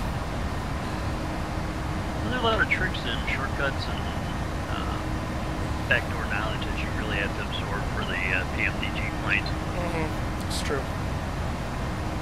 Still debating on FS to crew. Not really sure if it's worth it or not. How much is it right now for the PMDG? I think it's full price. I think it's like 44 euros, 44 euros, something like that. Yeah. It's like 50 bucks. Yeah, I've done it. In fact, I think I have it for. Do I have it for the 737? I don't have it installed in Steam. I think I have it installed in FSX, and it's cool. It's especially if you're. I mean, if you're flying, offline, and you're wanting to do the checklist readout. Something. I mean, it does. It adds a great deal of immersion to it. The unfortunate part is, like a GSX thing, gives you that kind of immersion of ground vehicle assistance for all of your aircraft, whereas you pay the same amount for one aircraft for the thing. And so it is good when you have the voice recognition, though. If you don't have that, like they had the FS to crew for, I think it was the MD-11 or the early version of the 747 from PMDG, and it was the older one where you had to like either click stuff or text type back or something like that. I was like, there's just no way, that's not going to work. It's not worth it at that point for me. But Venom Vlogs. So to connect to TeamSpeak, when you say it won't let you, Can you be more specific as what it's telling you, where it's not letting you? Because you'll have to get in, and then you need to, and then someone like Encrypted will have to let you in, authorize you to get into Livestream Room 3. So if make sure. So let us know first of all what if your name is different than on chat in TeamSpeak. So sometimes if you're using Venom Vlogs in TeamSpeak, then that's fine. We can find you. But if not, let us know what that your name is. And it says error as it loads the server. Do you have the latest version of TeamSpeak? Because maybe that's your issue. This is TeamSpeak. Hello? Oh gosh, what was that? Is that Sour Lemon guy? Yeah. Okay, sorry. You were like really loud when you first started talking there. It scared me. How's it going? Alright, well, if you have TeamSpeak 3, then I don't know. I mean, it doesn't give me any errors, so it may be some issue on your computer with software. Maybe try reinstalling it again, just to make sure. I don't know. Because if it's a server error, it shouldn't have anything to do with permissions. That sounds like something else. Unfortunately.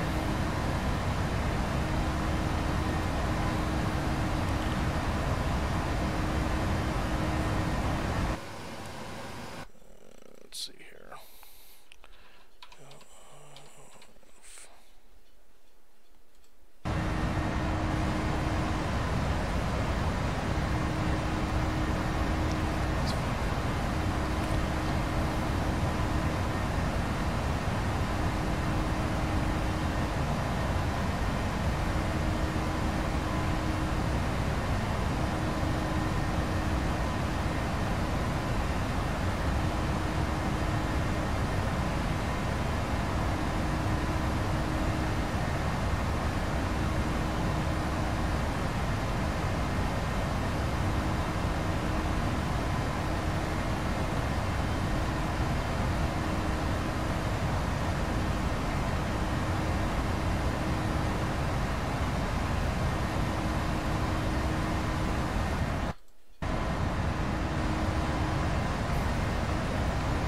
Right there.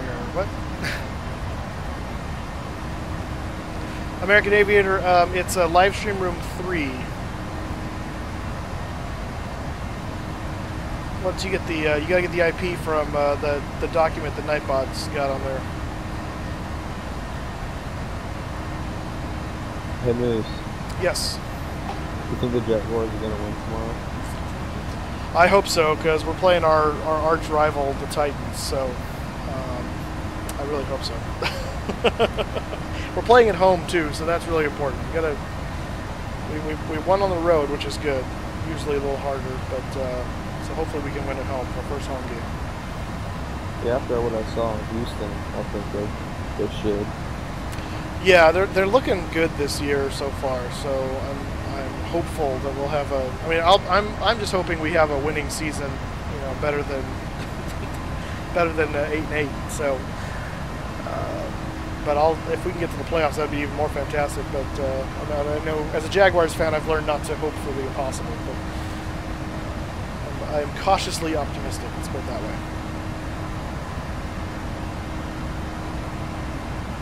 I think if they play like they did in the first game, they have a chance for the playoffs. So. Yeah, I think so too. At least I hope so.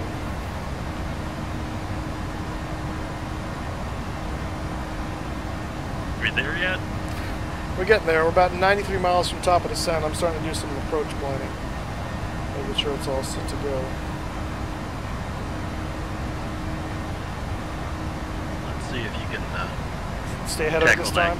Yeah, right? Yeah, stay ahead of it. Get down. Yeah.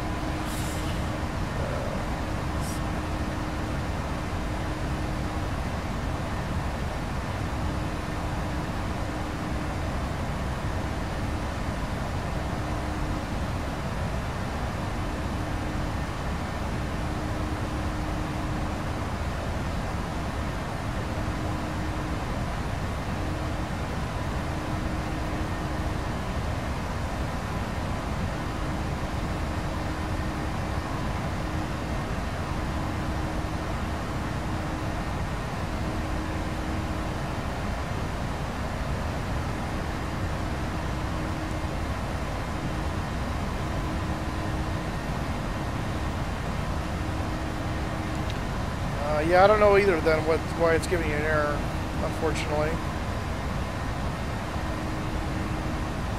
I've never had anyone have that issue before, so.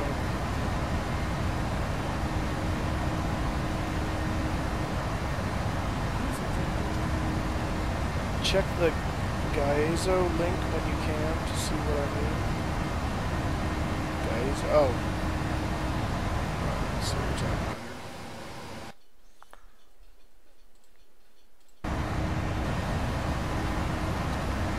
Try to connect server, failed to connect server. Huh. Hey, what's up, guys? Who got in? Who dare? Oh, Sandwich. How you going, man? Hey.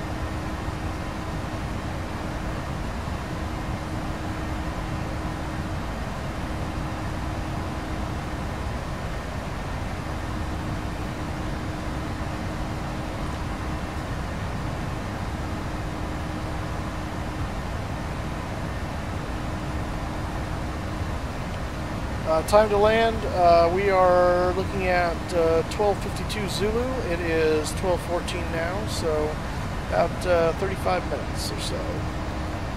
We're 73 miles from top of descent. Just hit that at 12:25, so top of descent in about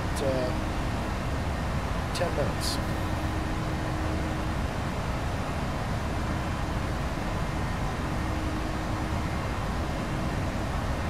I haven't had a chance to watch the video of it yet.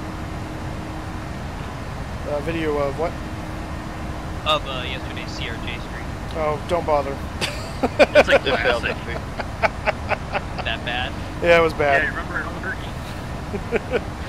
It's actually worse in some ways because we didn't quite make it to Venice. Made out the ground, but didn't make it back to the ground safely. We made it back to the ground, just not safely. Yeah, So the your wings number were. of takeoffs do not match the same number of landings. Correct. So yeah, it's not something I like to talk about. Well, for that aircraft, you should say takeoffs 1, landing 0. Yeah, Thunderstorms 1, Moose 0. exactly. Exactly. What, you didn't read the warning that said do not fly into thunderstorms? I did not. I thought that it's was in the README file. I thought that wasn't pertinent to me. I just turn off turbulence on mine. It's a lot easier.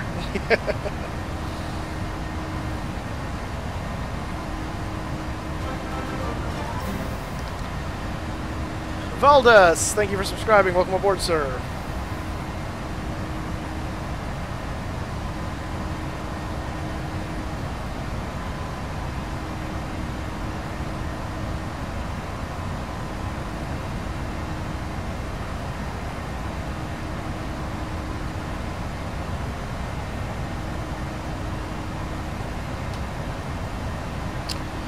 All right, let's go ahead and look at the arrival here into Rome. So first of all, I just checked the weather. According to the latest weather, right now they've got some thunderstorms going over there, so fun for us. So hopefully that doesn't cause an issue. Winds right now are 240 to 11. We got a few clouds at 1200, broken clouds at 1500 with thunderstorms and rain in the area. Temperature 22, dew point 20, and the altimeter is 1011. We're going to be landing on runway 25, so we're expecting a wet runway due to the thunderstorms and rain. Let's take a look at the approach. So I'm going to bring that over here so you guys can see it. Let's see, charts, cloud. So we'll do this. And we'll go back over here. That's not the right one. We want Rome.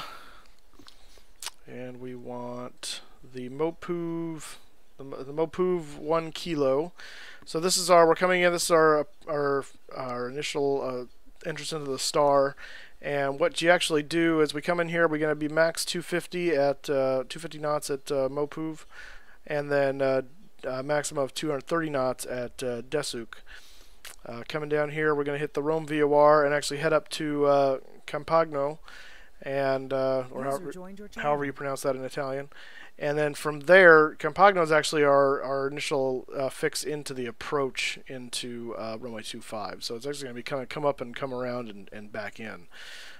So let's look at that real quick over here. So here's that fix there.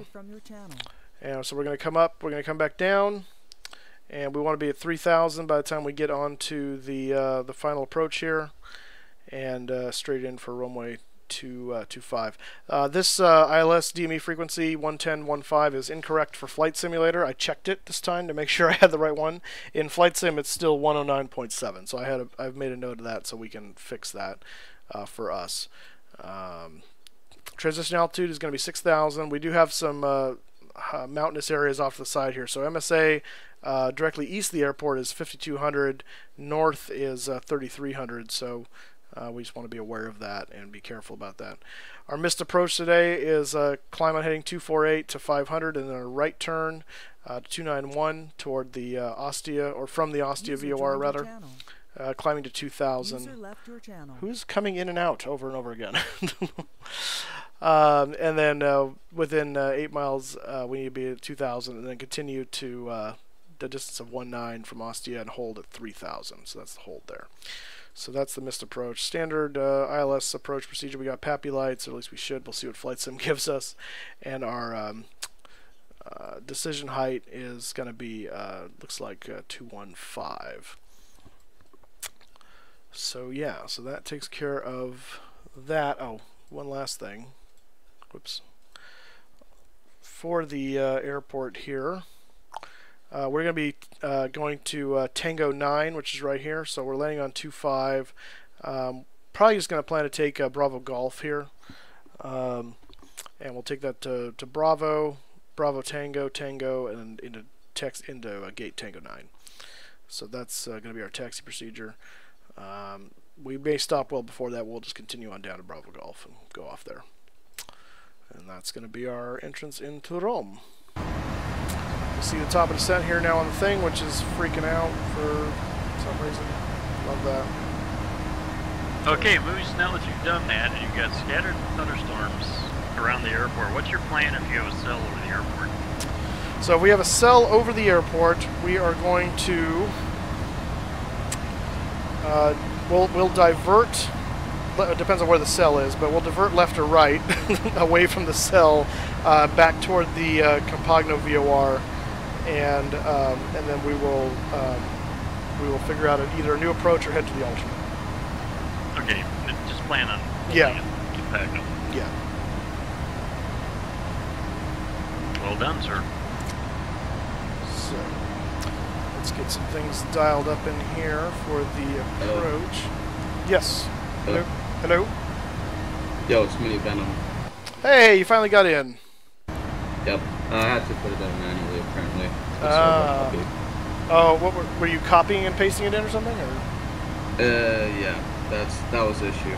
Oh. Add to this. So probably has spacing or something. Yeah, maybe.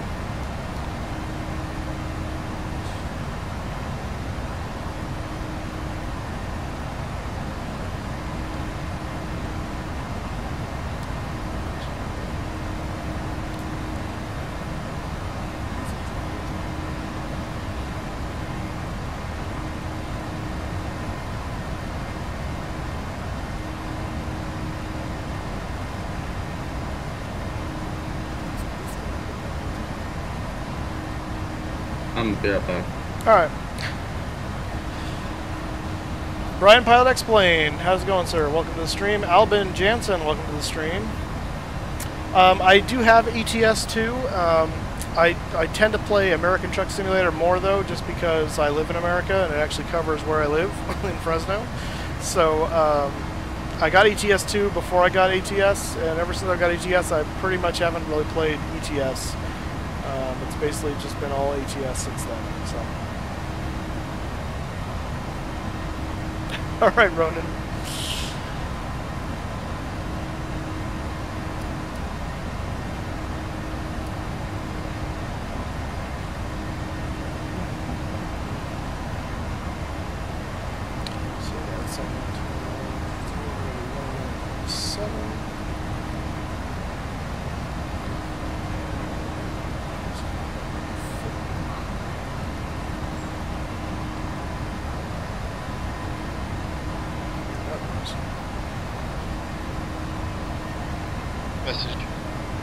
Oh. Oh, yo, by the way, if you ever need help with XP11, if you ever want to try that out, I'm always here. Gotcha, man. Yeah, at some point I do want to get XP11, but first I want to get everything set up so I can be using prepared, because I spent the money on that already, so that's priority one. And getting my system upgraded to be able to handle what it really needs to be handling at the moment anyway. Has the big upgrade for XP11 come out yet? I think that's for you, Venom. I don't know anything about XP11.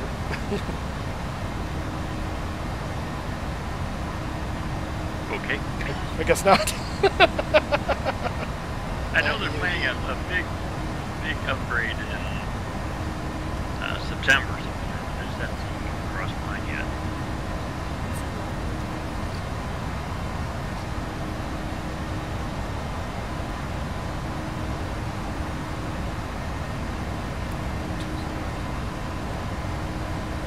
What's going on with your atmosphere, the little green flickering thing? It's the top of descent changing its position.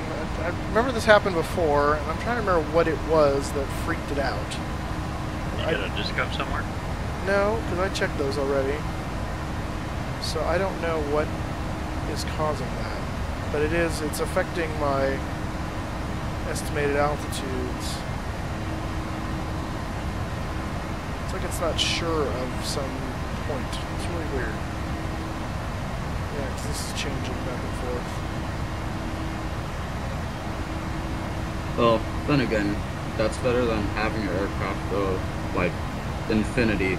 Like, basically what happened to me before was my 737 went straight and never, like, turned towards the flight plan. Oh, interesting.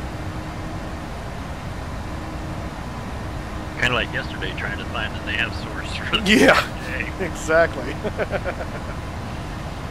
That was fun. The heading mode is our friend. That's right. Heading is a friend of mine. What about over the Adriatic now? It's already being dry. Yep, just about to enter Italy officially. Last night? Uh-huh.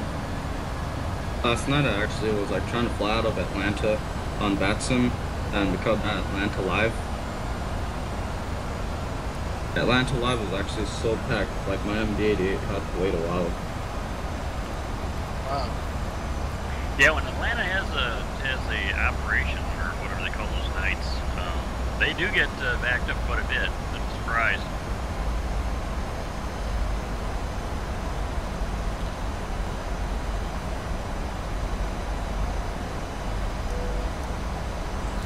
Let the flight attendants know we're starting our initial descent there. Roger, Dodger, flight attendant pinned to their seats. You're way too early on the flight attendants to your seats. JK, we'll be going through the cabin for our final. Not even close.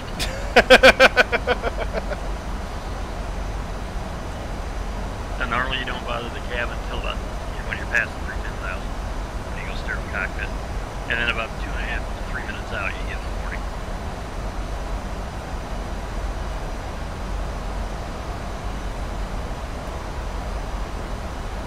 When will we get snowstorms?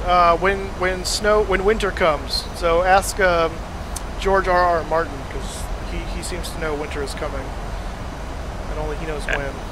Actually, Montana, they had snow up there. What was it, Friday night? Yeah, I saw a video this morning on Facebook of some highway where it was blowing real bad. They got a pretty good snowstorm up there. Yeah, I thought about heading back out there this weekend because it's a bye weekend.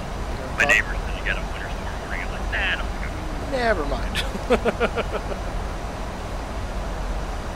I get Notre Dame next week. I'll have to spend a week preparing. Yeah.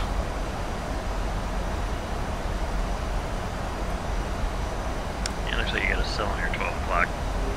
Yeah, well, ish. I think it's just off to the side here.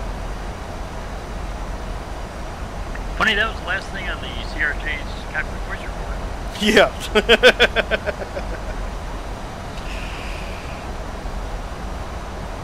right.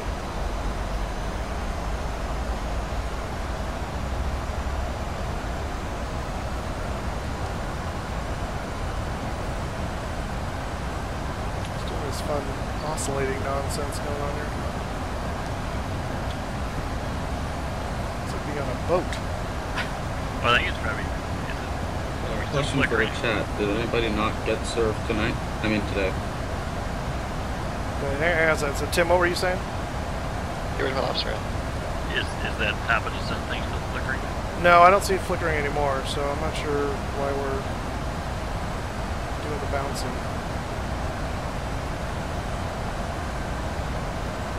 It's getting more pronounced though.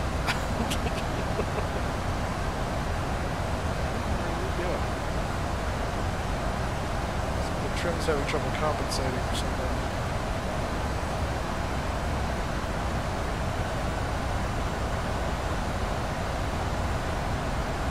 What the heck?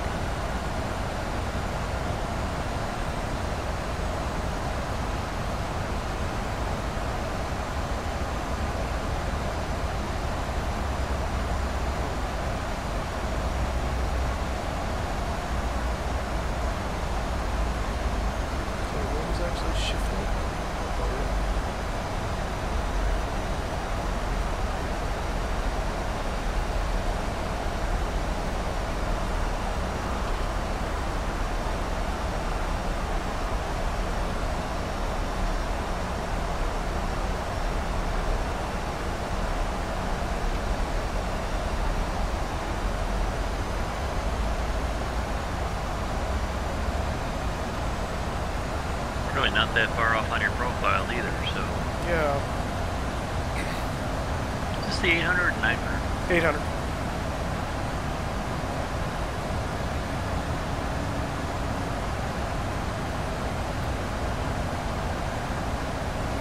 You got your speed selected in the FMS for landing? Yeah, it's, where did I see that? Not there. Yeah, 140 for 39, for 30 flaps. Yeah, 140. With no correction for wind or wet runway? Well, that's this, but the, it does that automatically for the setting there. I will add a little bit of speed for wind and, plan for the wet, so. Because I think on the MVG it adds 5 knots. Yeah. Yeah, it does say wind correct down here, 5 plus 5.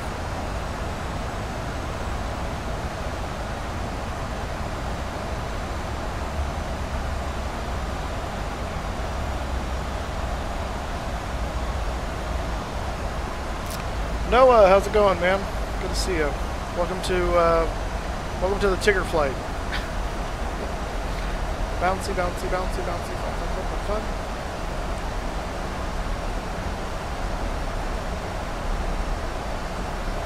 Yeah, got some fun stuff going on here.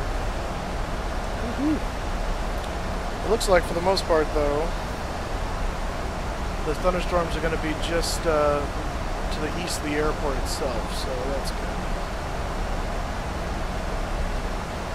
You got the seatbelt sign on? No, do that now. Now that we get into this nonsense. Surf stuff, dude. Yeah, right?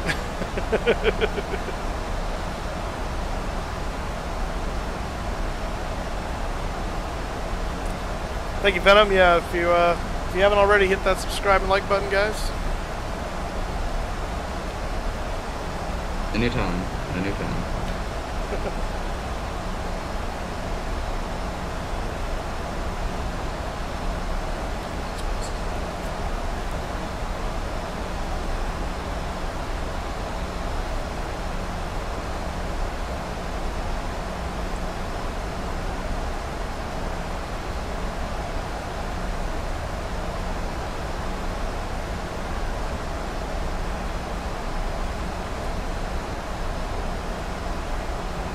real world current weather right now, aren't you? Yes.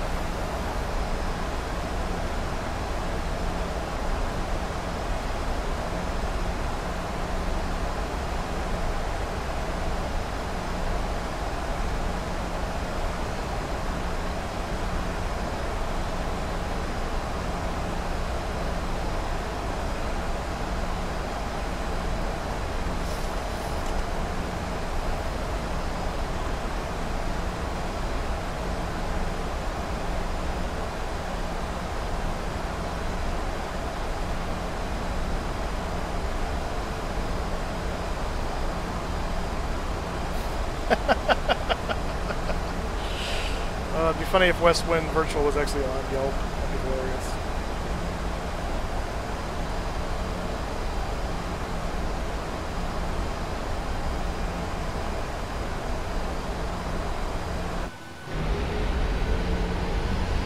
Yeah, have you looked at the latest rule weather? Did it change again? Because I looked at it a little bit ago. 5 miles and heavy rain? Oh. No, that's not what I saw. Actually, wait, what? We are on, yeah, live real time. LIRF.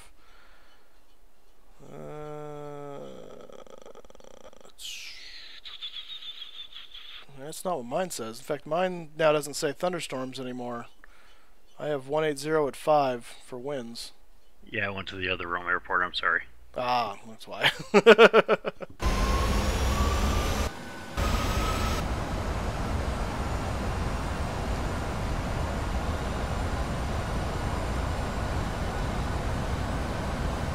Went to Lima, India, Romeo Alpha.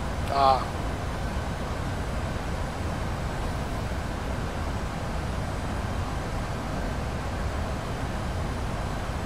Yeah, because I think the cell is like sitting on top of that one.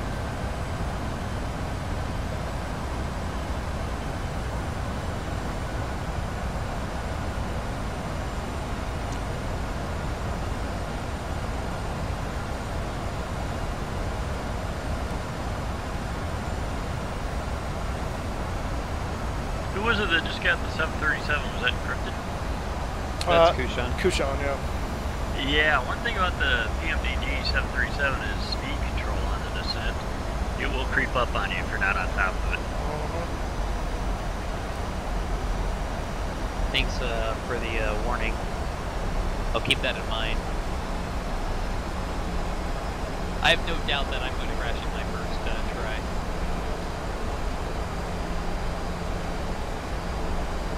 On some PMDG aircraft, it's a victory just getting started up. This is true. Especially cold and dark. Oh yeah. Yeah, the dark flight deck is fun to bring up. Especially at night. Surfing around for that battery button. Battery switch. Actually, I don't have a model here, but on the back of the upper panel, there's a light switch that you can hit as soon as you get in the flight deck. It's pretty cool. Oh, really? That's nice. Yeah, Noah, we're time to land. We're looking at about 15 minutes or so. You know, one of these days we're going to actually set a schedule and see if we can keep it. Right. We should try and do another multiplayer flight again. That's always fun. Yeah. Let me know when I'm ready to go. Let me know when I should go around the cabin. Cause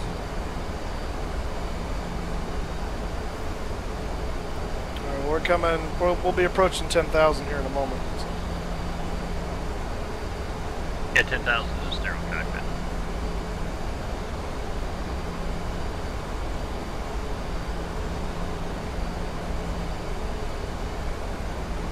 Actually, nowadays we use the smoking sign for that. Oh, really? For the ding, yeah. Yeah. Since the light's already hardwired. Gotcha. Ooh, look at the thunderstorms. See, that's the nice thing about having the finer scale on the first officer side. Right. Do the same thing for the TCAS too. Gotcha. Actually, on takeoff, I always set the lower panel to the nav display for the hose.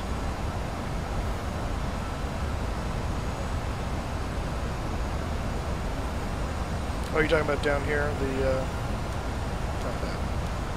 Like that? Of course, you'll see it in a And second. I got another sub from Planes First. Oh, nice. Well, thank you, Planes First. I appreciate that.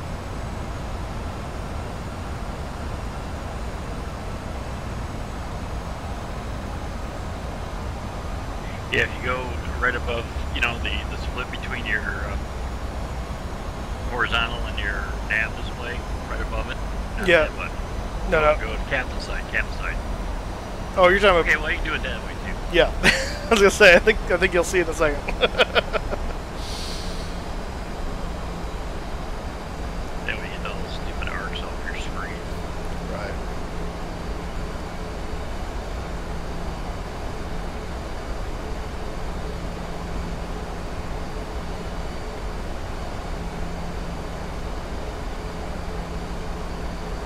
What's the transition in it? 6,000. Okay. I saw the yellow thing on your... I know. Yeah, which is funny because I set transition altitude to 10,000, which is what it was in Budapest. So I'm not sure why it was yelling at me at 18,000. I think PMDG just assumes I'm always in America. Did you set that on the descent page, or did you set that on the... Oh, you know what? No, I did. I set that on the takeoff page. That's a good point. Where did I found that in here at one point. The VNAV. I know. Why did I just... You mean, well, descent, you mean, right? Yeah. Yeah. I don't see transition altitude in here.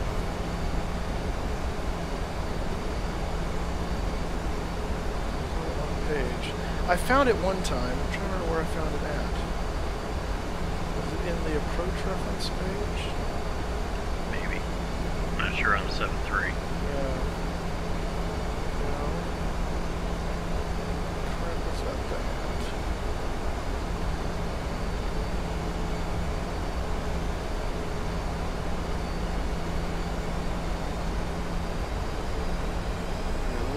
Nice.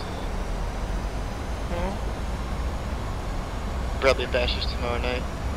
Oh.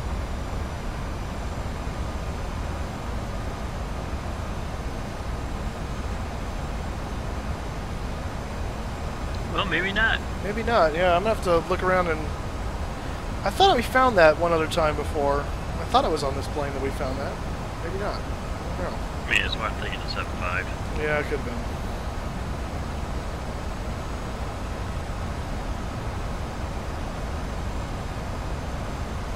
Well, there it is. Transition altitude 8. Wait, where do you see it? That was... No, I think that was cost index. I just glanced at my other screen. Oh, okay. Yeah. You gotta remember the delay. Yeah, I know. Well, that's why I glanced over at what you're seeing real quick, and it just moved away. The page I thought I saw was the cost index. Okay. And that makes sense. Our cost index is 80, so... That would make sense. Mr. Bond.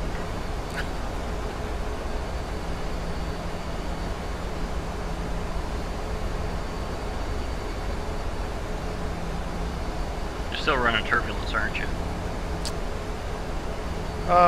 Yeah, a little bit. I have it turned down. Let's see what's... I need to move over. Yeah. I'm going to avoid that.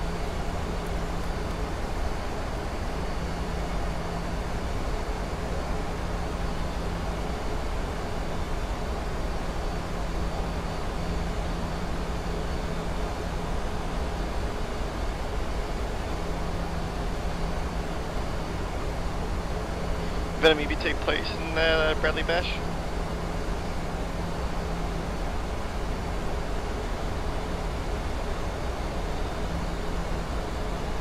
Venom, I think he's talking to you.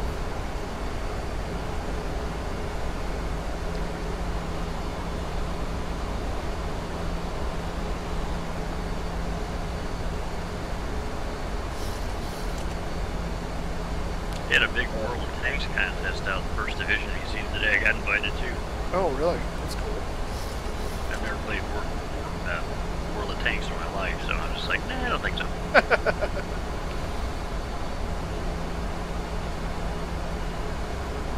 Huge crowd, though. I was surprised and saw some of the stuff on Twitter. I'm like, oh my. That's cool. That's good for the museum. Yeah. So I'm going to skirt that cell just a little bit. That's good. Right between them.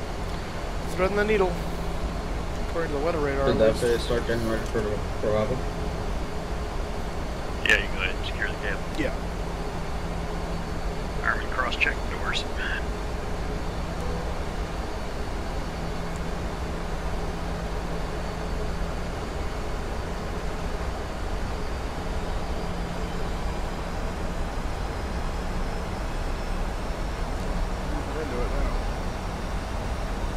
Yeah, do you mind if I can make an announcement with that good old cabin PA sound thingy that you invented?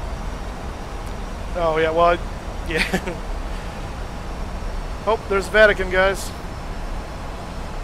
St. Peter's Square, St. Peter's Basilica. That was a lucky catch. Didn't expect to see that out the window. That's a no-fly zone. Yeah, it probably is. Of course, the, yeah, I don't know. It'd be on the chart. Yeah, you'd think it'd be on the chart. Let's see. Not on the approach chart, anyway.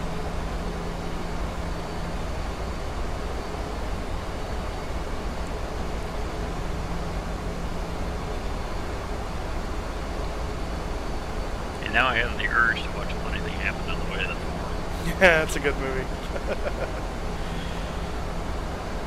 Most sneaky, deceptive slave there is. Oh, Pseudolus.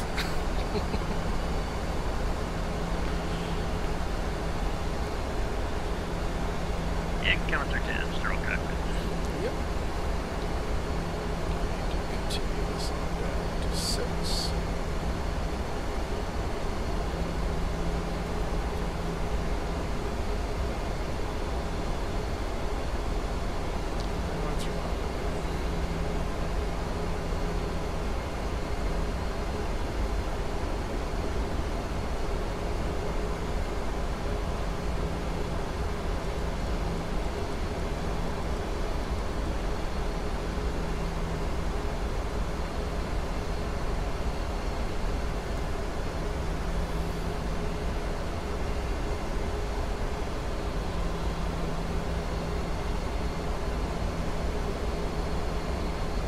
You might want to set your ignition to continuous. Oh, yeah, that's right.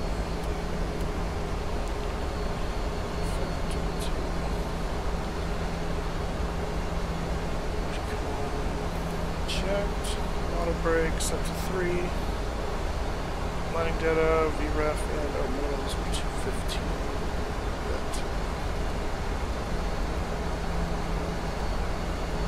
Hopefully we can better this landing today. Hopefully.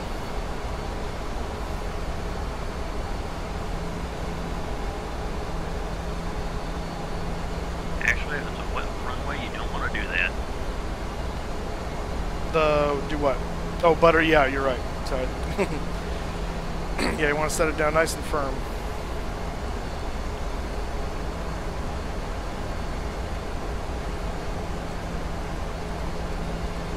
Oh yeah, if it's raining then no, you have to actually plant it into the ground. Break that slow with the water and runway. Yep.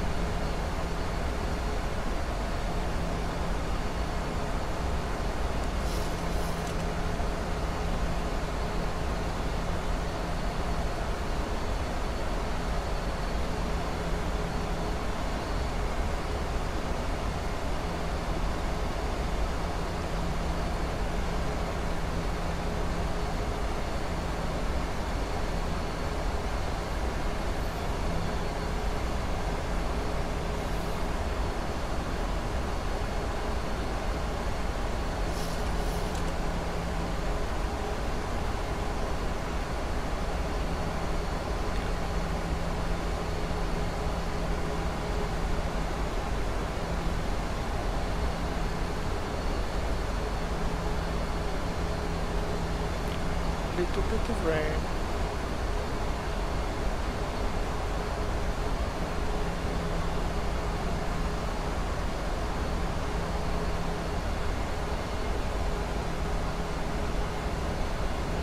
Might want to arm your speed brake. Yeah, well, I'm about to do that once I start putting the flaps down. So he yells at me if I arm it. If I want to forget about that. I usually do that once I get past like flaps 15. I'll arm it.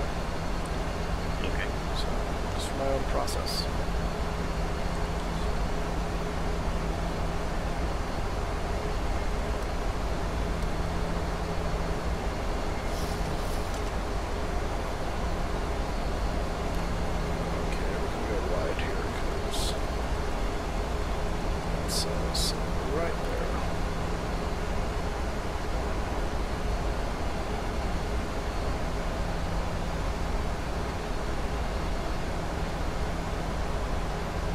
Yeah, you see what I mean when you set that the hose. Yeah, that's better. nice. Yeah.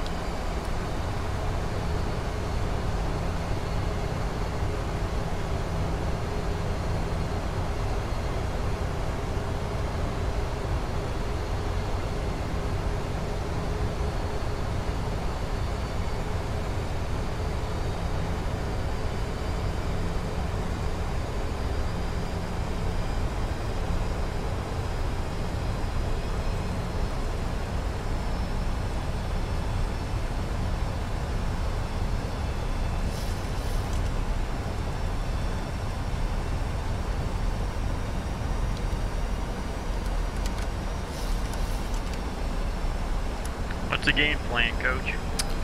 Alright, we're skirting around this storm here. We're lining up for a final.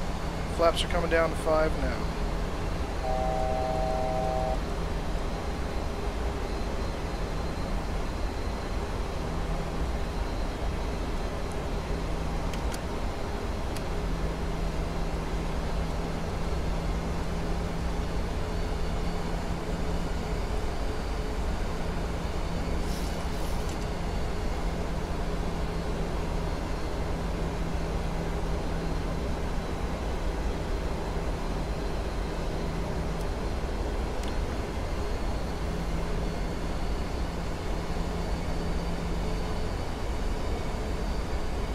For your passengers, be ready for a flash on landing.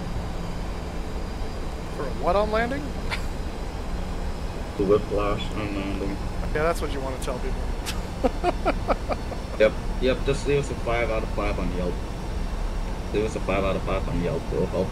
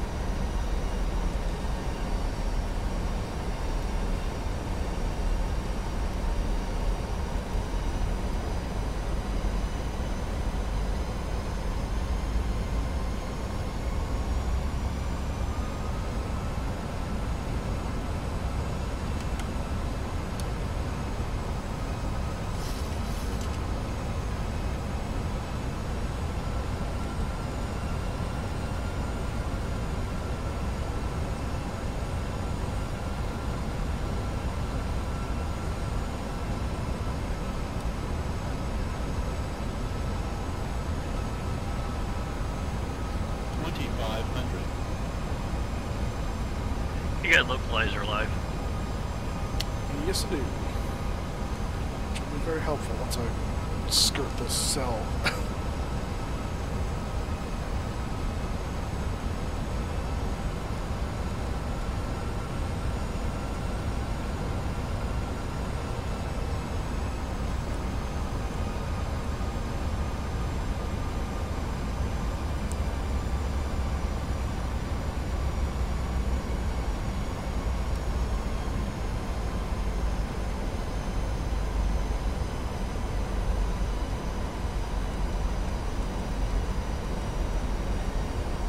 I think Moose is a little busy right now to be doing cabin announcements. Yeah.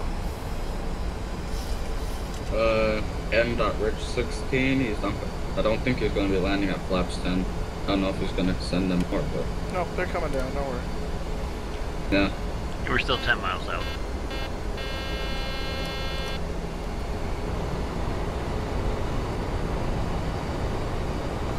Runway lights in sight.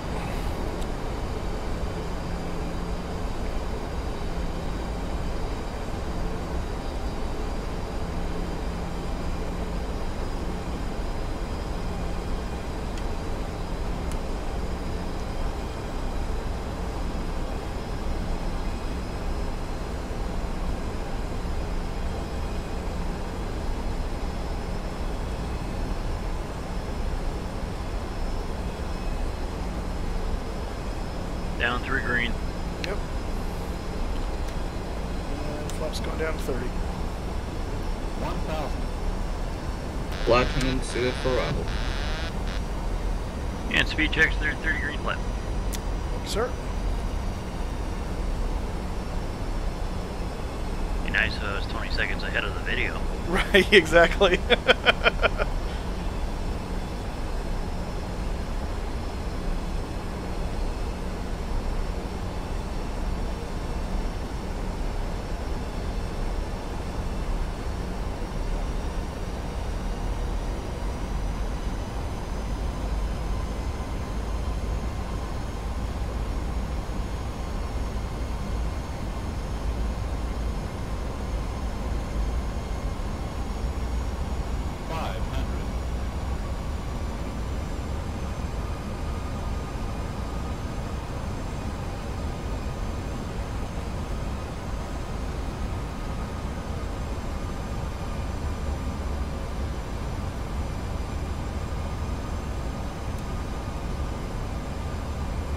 Approaching minimums.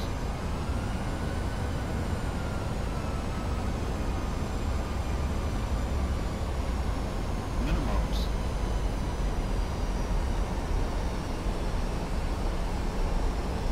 100. High there at the end. 50. 30. 20. 10.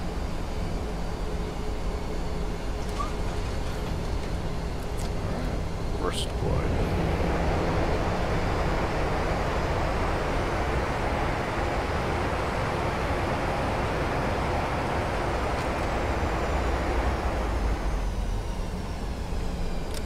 Alright, And I got the announcements. welcome to Rome. From your flight attendants, welcome to Rome. At this time, yes, there's seatbelts, please be fastened until we get to the gate, and seatbelt sign has been turned off. It'll take our pilots just a few moments to taxi to the gate. And I hope you enjoyed our flight on WestWind. And don't forget, ladies and gentlemen, Captain Kangaroo with the rough landing. Things may have shifted in the overhead bins, so use caution when opening the overhead bins to remove your items. Once again, we'd like to thank you for flying with us. Again, we'll see you Sunday, Monday, Thursday in a truck. Love it.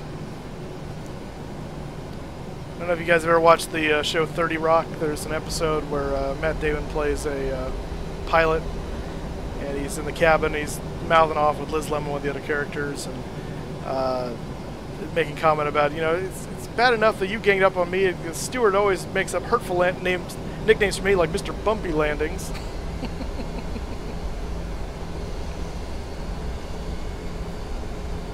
Actually, Captain Kangaroo is pretty well used now. Of course, not a lot of people remember Captain Kangaroo. No.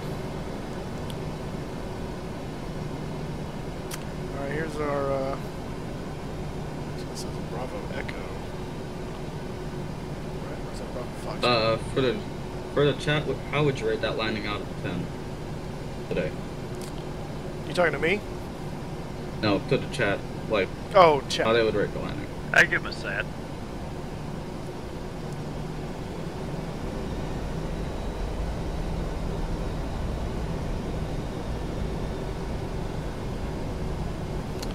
Landing lights off. I like the departure. Kramer, not a problem. Yeah, you like that? The plane taking off right over the top of us?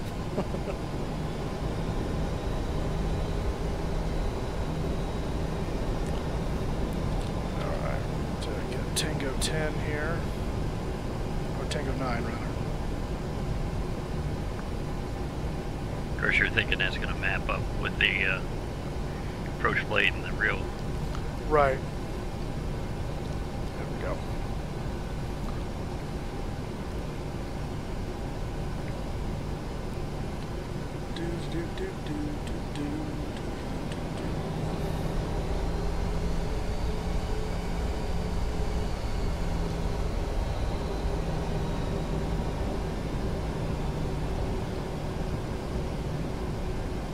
And don't forget to kill your continuous ignition. Oh, thank you.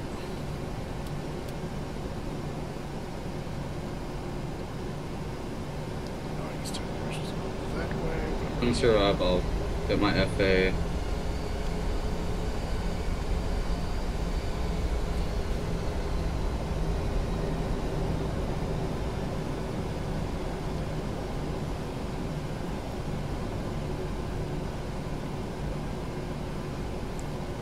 Try not to blind him with the taxi light.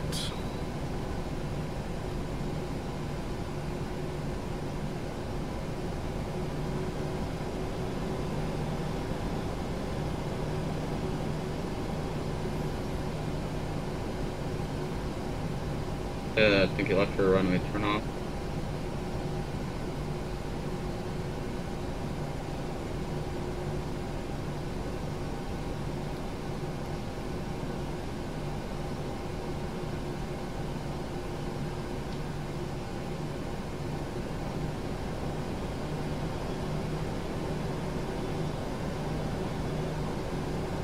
There we go. Brakes set. Let's get our GPU hooked up here. Flight attendants, cross check, all call.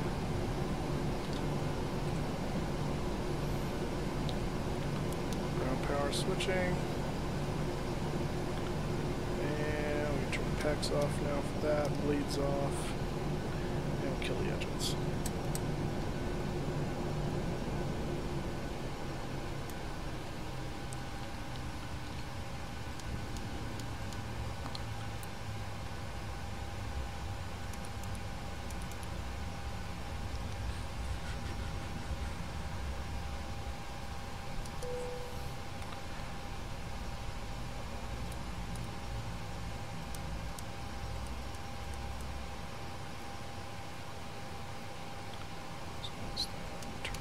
Off. At this time, you may get your baggage and leave the aircraft. You hope you enjoy this flight with WestWind today. Alright. Responsible for any intrusion calls for turbulent landings or anything else while in flight or on landing. Great day. Bye-bye. Alrighty guys, welcome to Rome in Italy. Not to be confused with any other Rome. He goes walking off. Well, everyone has to be a Roman. That's right. When in Rome. You know. So thank you for joining me today. That was much better than yesterday with the nonsense. This was much more stable. We did have some fun weather en route and had to do some diverting around it, which was made it interesting. But yeah. So thank you for those of you who joined me at various stages of the flight. Thanks always to Encrypted, Captain Tim, Kushan Sandwich, and Venom Vlogs for your help and joining in chat today. Always appreciated. We're going to stream next week Thursday. We're going to try for ATS next Thursday, and then we'll do Flight Sim again on Friday, Saturday. That's the plan. So we'll see how that goes. Have a good weekend, guys, and I look forward to seeing you guys in a future stream, and we'll see you next time. And see you. Thanks so much. Gentlemen,